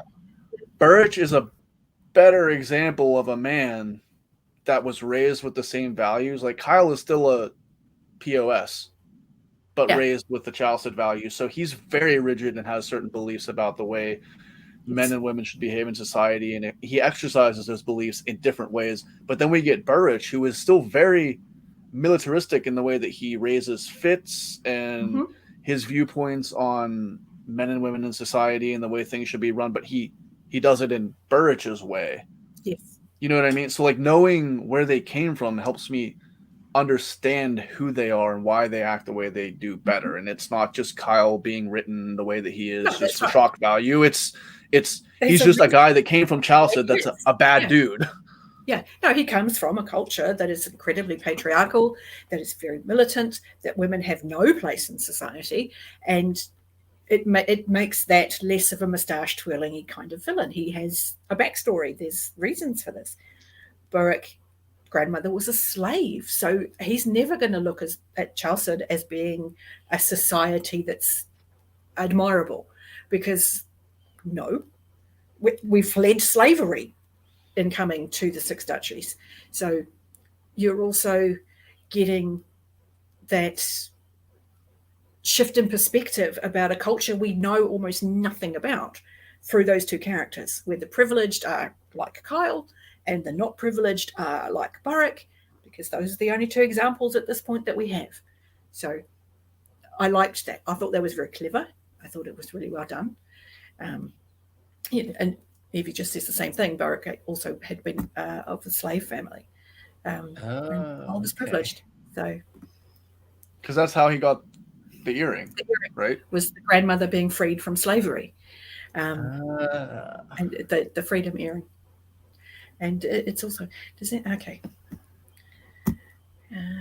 does anyone know when to buy the short stories that aren't included in the inheritance? It is listed on Robin Hobb's website. I don't know it off by heart, but a couple of them are in Legends, a couple of the Legends compilations, and one is in another group of short stories. I don't remember what it's called. Didn't you just buy one? What one did you just get, Ben? Inheritance? It was the Inheritance collection. Yeah, half by the pen name Megan and Home, and half by Robin Hobb. But they're both the same person, who is Margaret Ogden. So. Oh, I didn't even know that. I thought Megan Lindholm was her real name. A lot of people did. I got to well actually Matt's fantasy reads earlier in the week. I was like, sorry, but what? Derry, what was going on with Ephraim Vestrit and his bias against the Rainwilds? Like, there were just hints about there was some disease or thing that killed their sons. Yeah, but they thought it was due to the Rainwilds, and they believed that he carried it to Bigtown from the Rainwilds, and we never get confirmation about that. But that is the reason given for why he refuses from that point on to go and trade down the Rainwilds. But that seems to be like Ephraim is built up as this very noble patriarch of the family, but that seems to have been a real like blind spot in Ephraim's life, because he set his whole family up to suffer after he died because they were in debt that they couldn't get out of because his superstitious decision, where none of the other families did the same thing and they didn't continue to have like bad effects from it. Yeah. So that's right. It's just it was interesting that I wish we would have gotten more of I almost wish there's a prequel book which showed us life on the Vivacia before the quickening, where because we have Rashin as the first maid and Althea is younger and we see Ephraim coming along and playing at being a sailor, and Ephraim isn't this perfect person that they all see him as, and yet we see that mirrored with Malta and how she views Kyle. To her, Kyle is this hero. He's her dad and he's fabulous. He can do no wrong. And I kind of like that she doesn't have that image of him tarnished the way he dies. Yeah. She can continue her life thinking her dad was great. He was totally going to sell her off like a prize mare. Yeah. I mean, that's just how he was going to treat her. So we get that idolizing of the patriarch of the family from both perspectives. And one we don't see how he interacted with the family. We don't see how good a person he was. We occasionally will get Ronica going, he promised me we were going to do that, but we never did. And he never really understood what it was I did here. So there were clearly flaws in him as a man that we just never got to see. So we get that idolizing of father, again, from that dual perspective, because Althea and Malta are surprisingly similar. They're incredibly selfish. They're incredibly self-absorbed. And they've just taken different paths. But it's an interesting read to see. Oh, that's great. I didn't really connect Althea and Malta so much because they're at such different points in their lives. But like, you're right that they are so similar in some core ways where I think they probably see that reflected in each other. Maybe that's why they don't get on. They have such an antagonism toward Amber each other. made that connection. Didn't Amber make that connection? When Amber was talking to Malta at one point, wasn't she like, you're more like your aunt than you know, or something? I feel like I might be wrong about that. Yeah. The other thing I wanted to say about Ephraim Vestrid is that, like, in retrospect now, it is amazing how emotionally gut punching the scene of Ephraim dying on the Vivacia was, considering how early it was in the series and how little I actually, I mean, like, in the book, it didn't, like, it was like 150 or what, 200 pages really into ship. ship. It was one of the first events. It hurt. I didn't even know these characters yet. And I was like tearing up when he passed away. I was like, this is unbelievable. Like, because I was still trying to get past that this isn't Fitz, so I'm going to be a little grumpy about it. But then, like, as soon as that moment happened, I was just like, Jesus, like, how'd you do that? I'm really in this. Oh my God. And it had so many, like, negative chain reaction that came of it. Like, Althea is exiled from the ship, and Wintro is brought on board against his will, and we're emotionally tied to that instantly. We feel for Althea. We feel how unjust the decision was. And we feel for Wintro and how unjust him being brought aboard was. And we see this train wreck, and we see the train wreck of Kyle intending to make Vivacia a slaver. Exactly. And the whole Ship of Magic book is like this slow motion car crash. It's a train wreck that you can't look away from.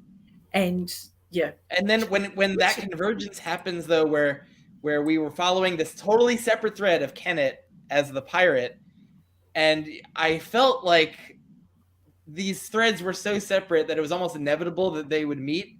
And by the time they did meet, I wanted it to happen so badly so that Kenneth could free the Vivacia. And that's right. It was a good thing. You want her to be captured by pirates. Like, undo all the damage that Kyle had done to Vivacia and the family. And imprisoning Kyle was just so satisfying. Like, what an amazing convergence that was in book one of those ships meeting.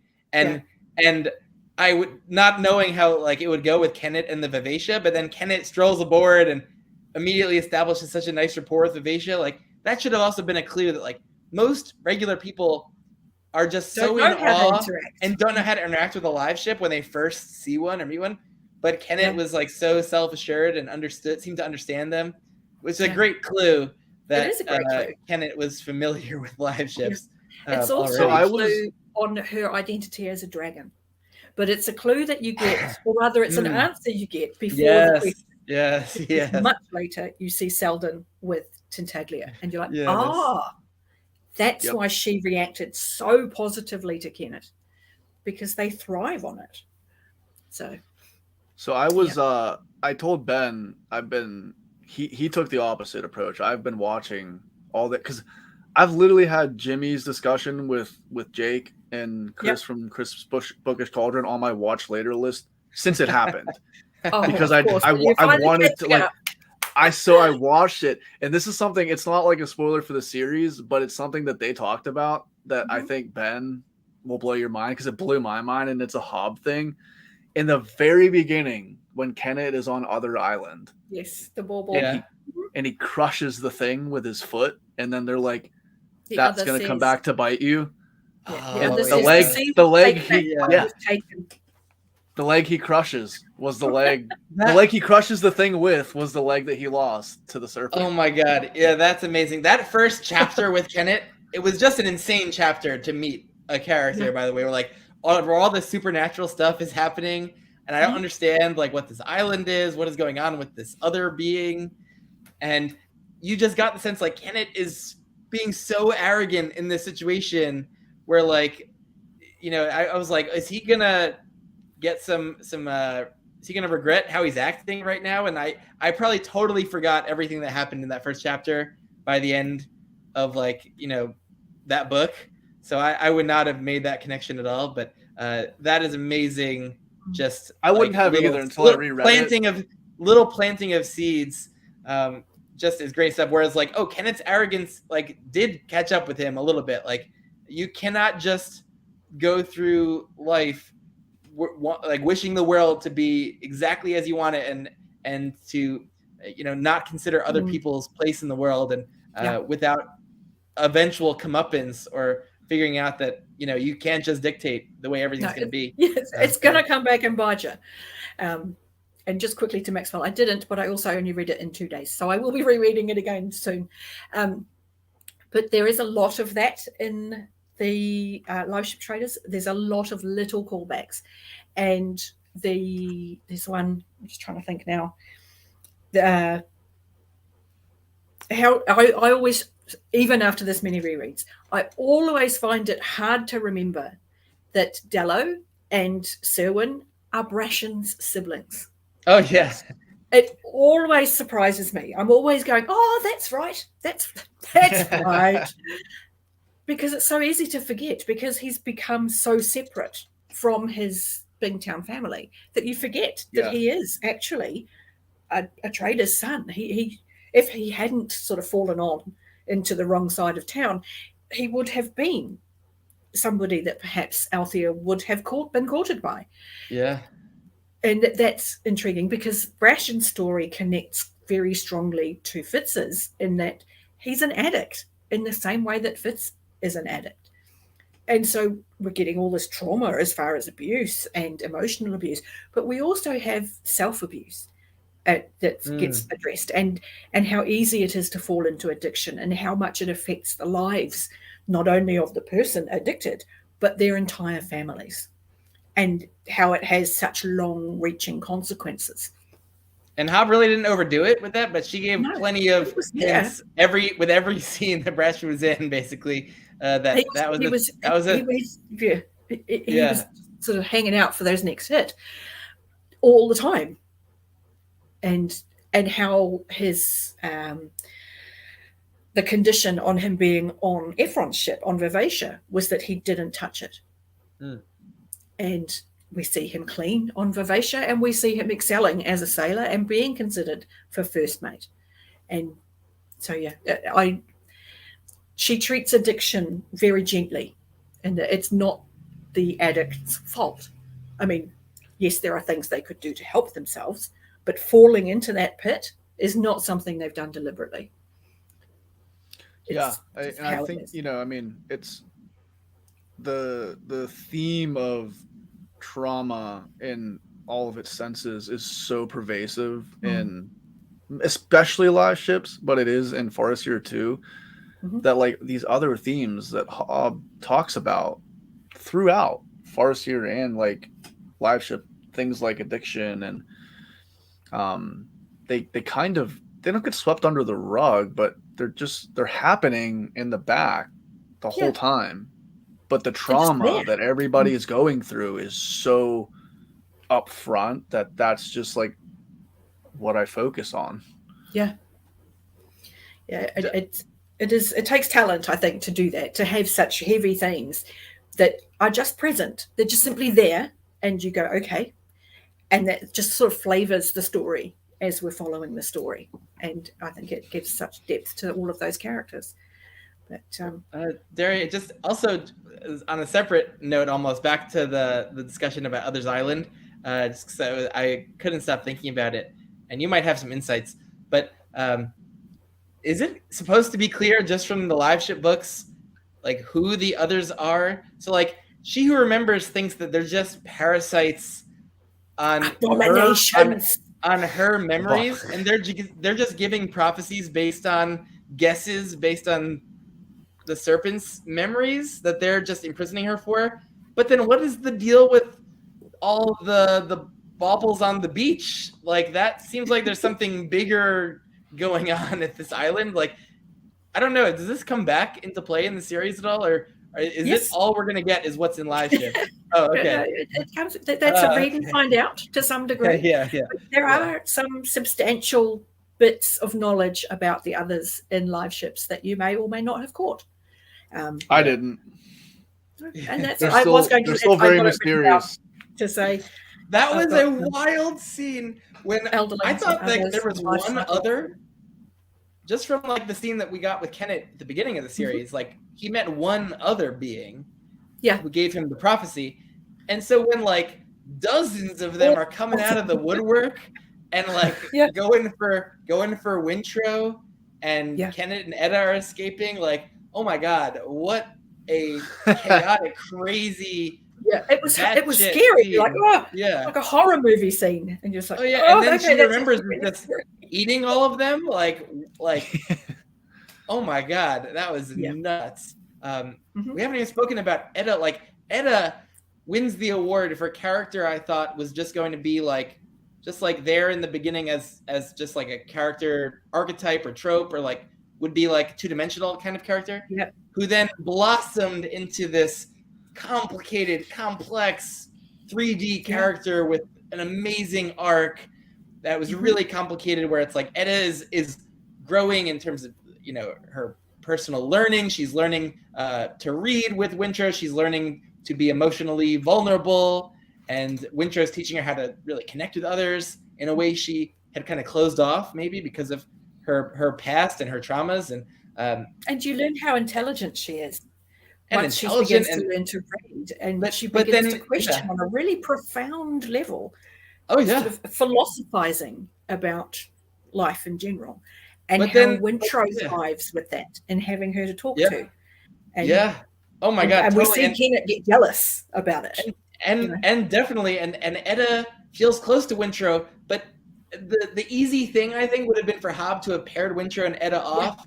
And you even see Kenneth try to force them into it. Yeah, that was wild. But what Hob did was so much more interesting, where like Etta really does still feel attached to Kenneth. She never kind of falls out of love with Kenneth, even after. She's the one who sees him most clearly. She knows who he is. And yet she's still in love with him. And that just speaks to the messiness of, I think, you know, love in real life. Absolutely. Amazing and character work with Etta, really who helps Wintro, I think, the most, when she tells him, you have to be where you are. This is what it is. You've got to just be a priest wherever you are. If you're a priest, you're a priest. And he begins to go, okay, well, and we watch him go through this crises of religion, of what does it mean to be a priest, and how do I bring this into a world outside the monastery? And that's where we see him form the conclusion that, well, Kenneth is a tool of Sa. And we know Kenneth's a piece of crap, but he is doing all of this good. And this is then what challenges Wintro later when he hears of Althea's assault. He's like, how can I balance this agent of Sa, of goodness on one hand, and someone who can do that on the other? How do I balance that? I can't. And it's only when Etta says to him, I believe her, that he has to go, oh, they are both him. And him having to come to terms with that and decide for himself if he's still going to back this man or not. And watching Wintro go through that existential crisis, if you like, all comes back to Etta. Basically waking him up and going, this is where you are. Be here. Yeah. Oh my God. You're just getting into like why Hob for modern fantasy, it feels so much more psychologically insightful or deep or complex than so much other fantasy. And not to say that that makes it better or others are worse, but you just get something a little something a little different with this psychological complexity, insight, and depth. that really sets it apart for me. I certainly have not. I've been reading so much modern fantasy the last 5 years. It really feels unique in that way. It does. I think for myself, it's about the way she treats character and how characters interact with each other. And we see it really, really nicely toward the end of Liveships when we get Malta, Wintro, and Althea all together and they're all catching up. And all of them bring with them the last view they had of the other two. And they're expecting that person, and none of them are getting it. And you see all of them having to adjust how they're going to interact with the other two, which is not something we see in most fantasy. Most fantasy characters haven't seen each other for ages. Doesn't matter what they've gone through, they still treat each other the same. There hasn't been an adjustment in any of the characters to allow for the changes in each other. And Hob does that incredibly well, and that everybody's growth is integrated into that relationship. And we see relationships get stronger and we see them get weaker. And I think it's a gift that she has. Yeah. I loved when they got the chance to actually tell each other what they've been through and their whole tales. And then they formed that greater understanding of each other, and felt like Malta, Wintro, and Althea formed a close bond because of that sharing in a way that they had never been close before. That was great. What a wonderful moment for all of them. Yeah. It was I mean, not a lot of authors give you that, where you actually get the catch up of, well, what happened to you? And wow, that's a lot. Okay, you went through some stuff. This is what happened to me, and you get that reaction, and we don't always, which is nice. To backtrack slightly, I just want to talk about because this what was about to happen, or before they even talked, all became apparent to me when Wintro realized Malta was the one with the satrap. In that moment, I was like, oh my God, they have no idea what the other person has been going through. And I was like, how is this going? And then Althea comes, and then it's just like, holy crap. Like, when these guys were all together last compared to now, I took that for granted because they have no idea what the other people have gone through. And to be able to get that moment of realizing, wow, that happened to you, all the while they've been thinking they're the only ones that have had to go through something horribly traumatic and awfully devastating to their lives, to come back and find that this has happened for everybody. It was just an amazing moment to read as they have to sort of step out from themselves and go, I can imagine Wintro just being like, is that Malta with the freaking satrap? Like, what is going on? Like, what? Like, the most powerful man in this part of the world. My sister. All of them have been furious at the fact that they're suffering and their relatives are at home or sailing and they're fine, and here I am suffering and they're off probably eating cake and ice cream. Meanwhile, that one's thinking, oh, here I am having to deal with this and they're off sailing. I loved that they all had to reassess that completely. Yeah. I just loved that. I thought that was brilliant. And it speaks to who we are as people, because we do always assume when we're not there, life's just continuing as normal for the people we're not in contact with. Only to find years later that, oh no, this happened and we lost the house and the business did this. And, you don't know what's happening in people's lives. And I love the variety of relationships, though, like between family members, between mentor and mentees, and the different romantic relationships we got. So Althea and Brescian were the type that spent a lot of time together and kind of grew that attraction kind of gradually over time. And but became essential to each other. But Malta and Rain, it's the opposite. It was more of just that spark, that attraction at first sight. And Rain is just I'm completely in love with this person. I'm going to marry them without even knowing them. Yeah. And then they barely get to know each other, but there's a sense that there's almost they are fated for each other. They are perfect for each other. Soulmates. Yeah. Like even if they haven't been able to spend much time together, and the way I was so rooting for them to finally become like safe and in proximity, and the way Hob extends our misery, where they end up like in the same place, but both of them think they're hideous, and the other person's not gonna want them anymore. And the way that Rain thought that like Malta was like liking the satrap now, and Malta wanted to hide from Rain, it was just so brutal. And like, oh my god, I thought Rain was gonna die before they ever worked it out.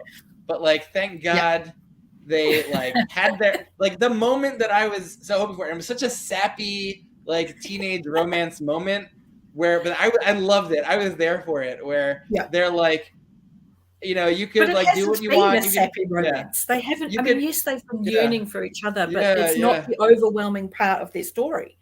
They're trying to get back to each other, but you're aware that they're in the moment. They're dealing with what they got to deal with, and that's just a thing that's driving them. But when both of them finally communicate and are like, "Oh, I'm in love with you," it was just such a release of a moment where it is very sweet, and just I was so happy that they were both safe, could finally see each other, and it was just I loved that. It was so different from the way Althea and Brashen's whole relationship played out too. Do you think at all that the Dreambox had anything to do with that? I think so. I mean, Malta was not too enthusiastic about Rain, and she thinking like he was like hideous behind his veil. And I think she was thinking of it more as just she's fooling around with someone to impress like Dello and Serwyn and whatnot. But like I think the experience she had with the Dreambox that night was like much more impactful or deeper than she was expecting it to be. And so like I think she started to get really attached to Rain through that. But it was like, I wish we got more of the details from that Dreambox encounter, because I want to know what happened. Like it sounded like things got a little bit raunchy, but not too raunchy. Like I don't know what happened there.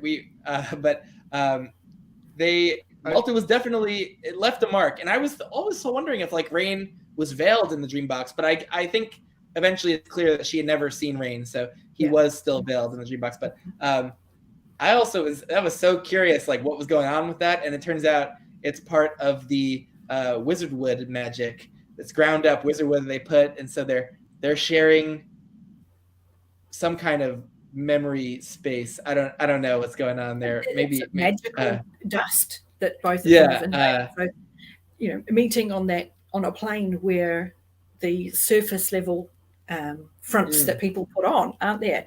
So they're literally seeing who the other really is. And I think that's where we get that sense of a soul connection, that they genuinely saw something in each other that connected profoundly. So, yeah. Well, I also think the Dreambox was like... no. The Dreambox, it kind of was the whole reason they ended up getting back together, because Rain knew that his contact with Malta was real. Yes. But Malta didn't. Malta thought that she was just dreaming of Rain, and I think that if that connection wasn't periodically happening, Malta was on her own mission. Yeah. Like, she was like becoming like a political like figure. Yeah. And I think that like the trajectory that she was on, she was ready at one point to just accept that Rain was gone, that part of her life was over. Yeah. But somehow she kept having these dreams that she thought, she didn't know that she was actually in contact with Rain, but it kept Rain on her mind. So in a way, the Dreambox is the whole reason that they became together in the first place, and that they ended up together. Yeah. No, you're thinking of something from later, Maxwell. The dreams come later with Tintaglia. The Dreambox definitely forms that connection between Rain and Malta. Like it's like some kind of bridge gets connected between the two of them. And because they did make such a profound connection in that dream, it's quite a strong connection. that she can't ever really get away from it. And obviously Rain knows it's real, so he doesn't want to. He's like, oh, I did this. And then like the other thing is like there's obviously some force or something that has ulterior motives here, because they're ushering back in the race of the Elderlings. Yeah. That were more or less, right? By the end, they're like the king and the queen of the Elderlings. That's right. And something else to consider is we talked about Kennet on Others Beach and breaking the bauble and losing the leg that broke the bauble.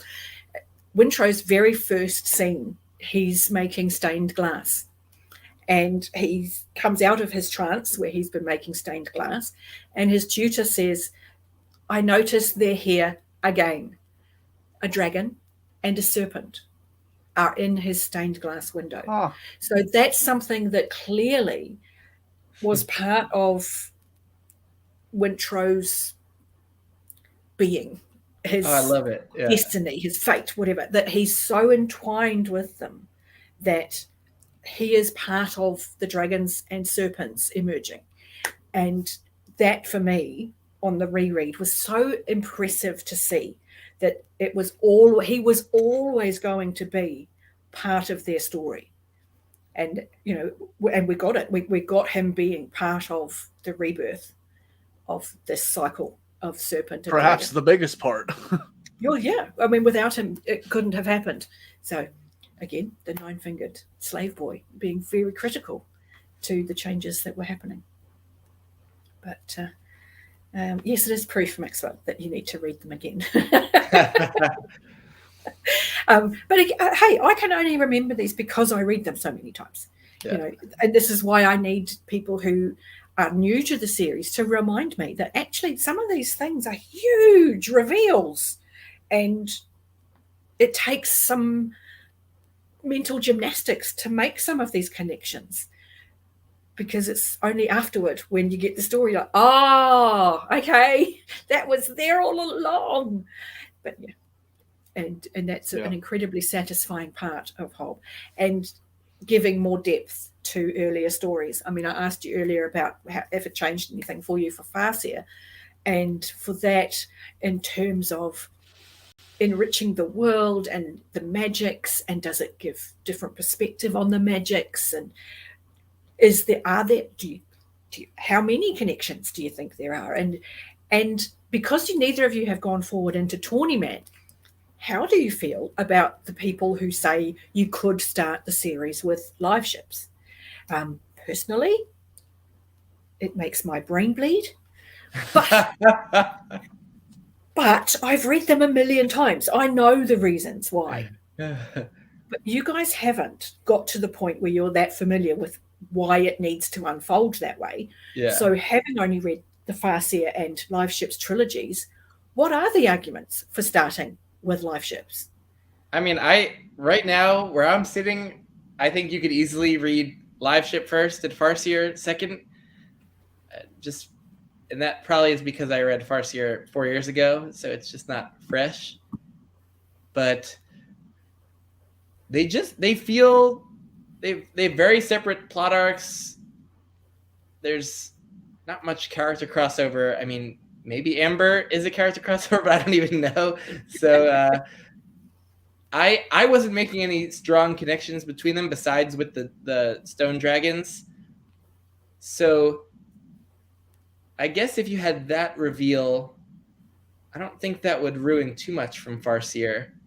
So from where I'm sitting, it seems like you could read Live Ship first. And if you're more used to the third person multi POV type of epic fantasy, then you might feel more at home with this style of storytelling. And that might be an argument for starting with Live Ship. Yeah, not sure. Okay. How are your feelings, Colin, having had a smaller gap between the two and reading Farseer twice? How do you feel? I think that you should just skip Live Ship. And we know that that's not true. No. That was a great joke. That was a great joke. With the smaller gap, so I obviously don't know a lot of reveals yet, but I think having read Farseer first and getting to Liveship and knowing that there will be reveals for certain things, like I have a better perspective, I think, because I read it so much more recently than Ben did, how some of these things could connect. And I think that later, in later books, they will hit harder. They will land harder. They will mean more to me because I read Farseer and then I read Liveship, and that progressive order was like, oh my God, this is why that happened in Farseer, and then this is why she was bringing this up in Liveship. Like, I have a feeling that's how it's going to affect me better. Mhm. I think, like, once you maybe, I don't know, like I said, I don't know what happens, but once you get the Tawny Man and then Rain Wild and further, like, I think if you did read Liveship before you read Farseer, you'd still, like, those would still land. But I think progressively that they will land harder. They will impact me more because of the way, and I will understand why Liveship is where it is in the series. That's kind of how I feel. Yeah. Oh, and then there's the spoilers for Farseer, though. I guess they did mention the trouble with the red ships and the people seeing dragons, and so there was an indication maybe you could be spoiled on like the drama of whether they're going to be able to reanimate any of the dragons at the end. Might be spoiled. Getting close to why I feel so strongly, and it's not necessarily for individual story plot points. For me, it's about the quest for elderlings, which is so much of Farseer. This quest for elderlings and finding the elderlings and making the stone dragon because that's elderlings. If you've read Liveships first, you've met elderlings. So how much of Farseer then becomes meaningless, where you already know what elderlings are and you know there are no elderlings, and this seems like a pointless mission. A good point. About the memory stone, and we're learning a lot about the skill, and we're learning a lot about the wit, and those things are the important foundation to be building on. And that's why I get very passionate about, no, you must read Farseer first, because I think reading Liveships first, and it's amazing. It's an amazing trilogy. It's fantastic. For people who don't want to read 16 books, just read Liveships. But don't try and tell me that now you're going to read the whole series, because now you've done it wrong and you've just ruined the experience for yourself. Because but I do see a lot of people. I think you can't go into Farseer and enjoy Farseer to its maximum potential if you go in with the knowledge you got in the Liveships. I think you're right about that. Although I may be coming up with another argument, which is that I see a lot of people stopping reading the whole series because they didn't love Assassin's Quest. Yeah. And I can sympathize with that because there was the journey part of Assassin's Quest did feel a little bit overly long to me, and where not enough maybe was happening in terms of just new events or plot along the way of that journey.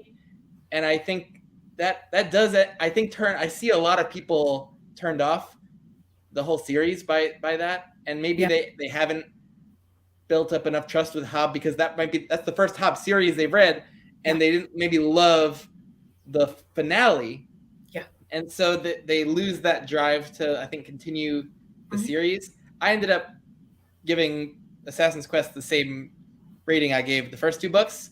But so I didn't have that problem. I knew I wanted to continue, but I do see others having that experience. And I do as well. And my thing is, if you genuinely don't think you're going to finish Assassin's Quest, move on, but come back to Assassin's Quest before you finish reading Liveships.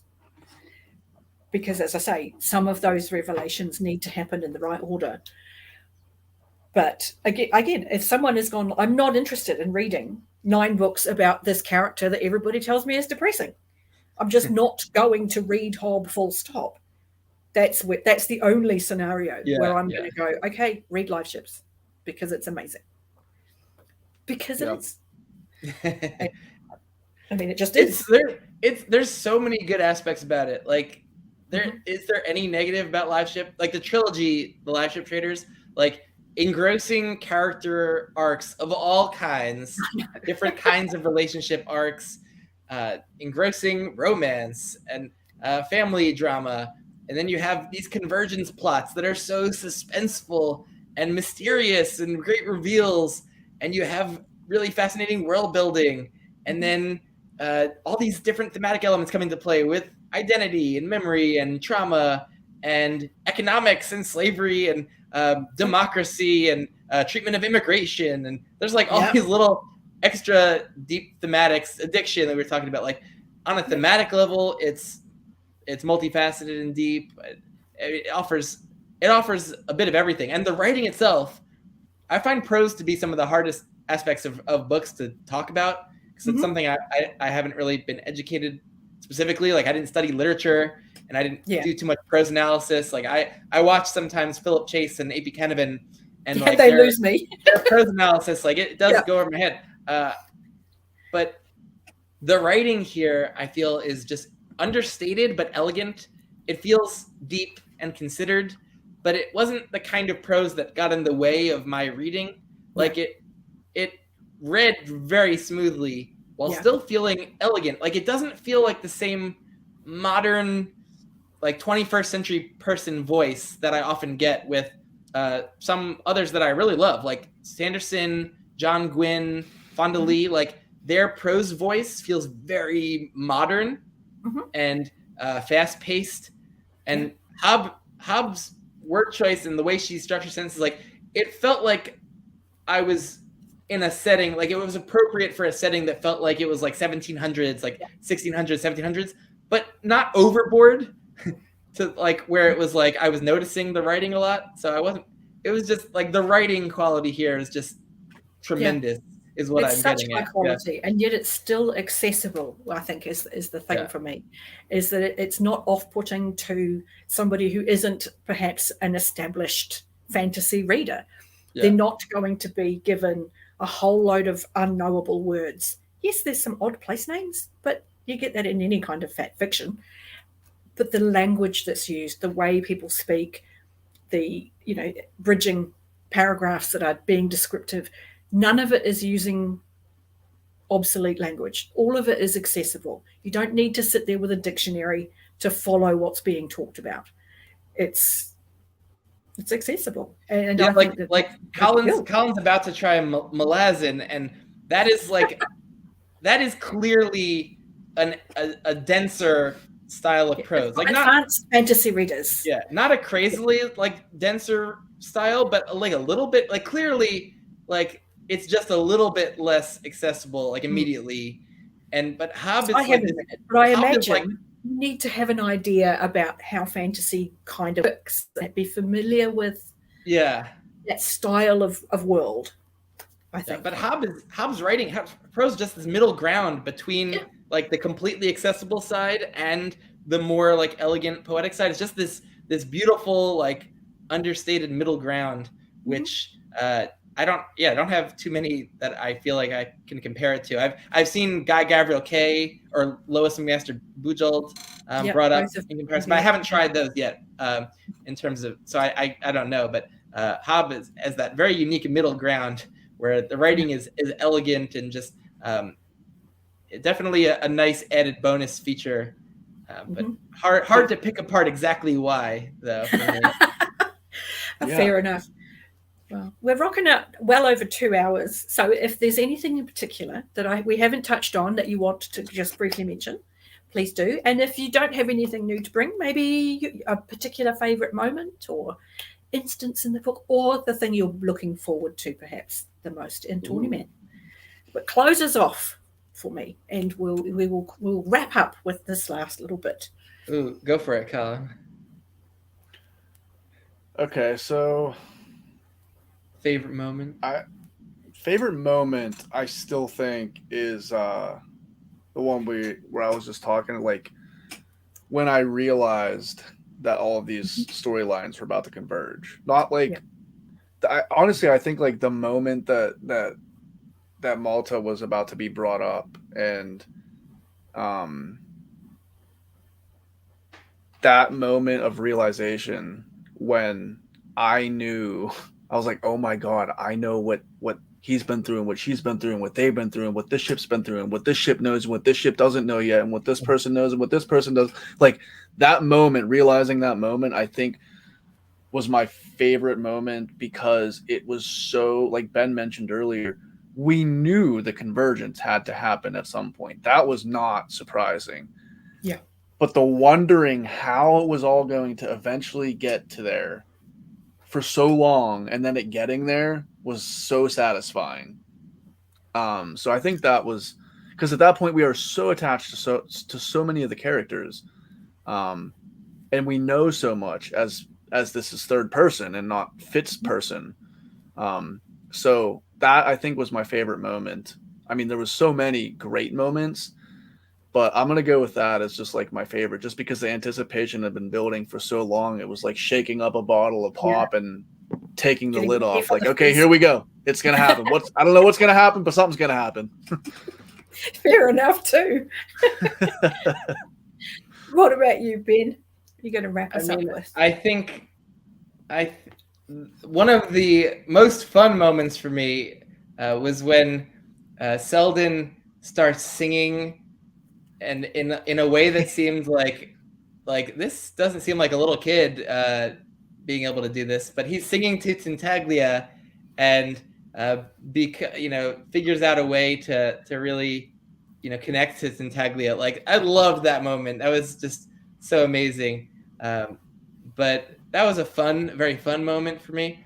But I think my favorite single moment where I was just maximally connected to the characters and what was happening was when Paragon finally got floated on the water, and he's just so thrilled down to his core that he's back on the water again, and people value him. And he hears like Althea talking about how she's going to be sailing the Vivacia, and they're going to be the fastest ship on the sea. And Paragon's like, don't bet on it. Is that what he said? Don't bet on it. Don't count me in Brashen out. Don't count me in Brashen out. That was the line. Like, that might be my favorite line. It's my favorite moment. Yeah. In Liveships. Oh, absolutely. It's a really uplifting sense of joy in that moment, and it's for Paragon, who's had so little joy to this point, that it is a genuinely uplifting moment. Yes. But yes. So on that note, I think it's time we let these guys perhaps even go to bed, because I imagine it's quite late where you are. Yeah. And hopefully we will have a catch up after the guys have had their 20-man individual books discussions. We may come back. That's good.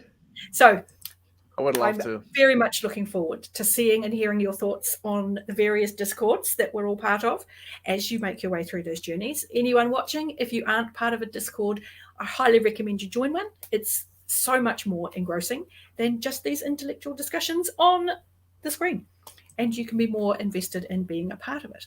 With that, I'm going to love you all and leave you, and we're done. So have lovely evenings, days, times, weeks. Bye. Thank you, guys.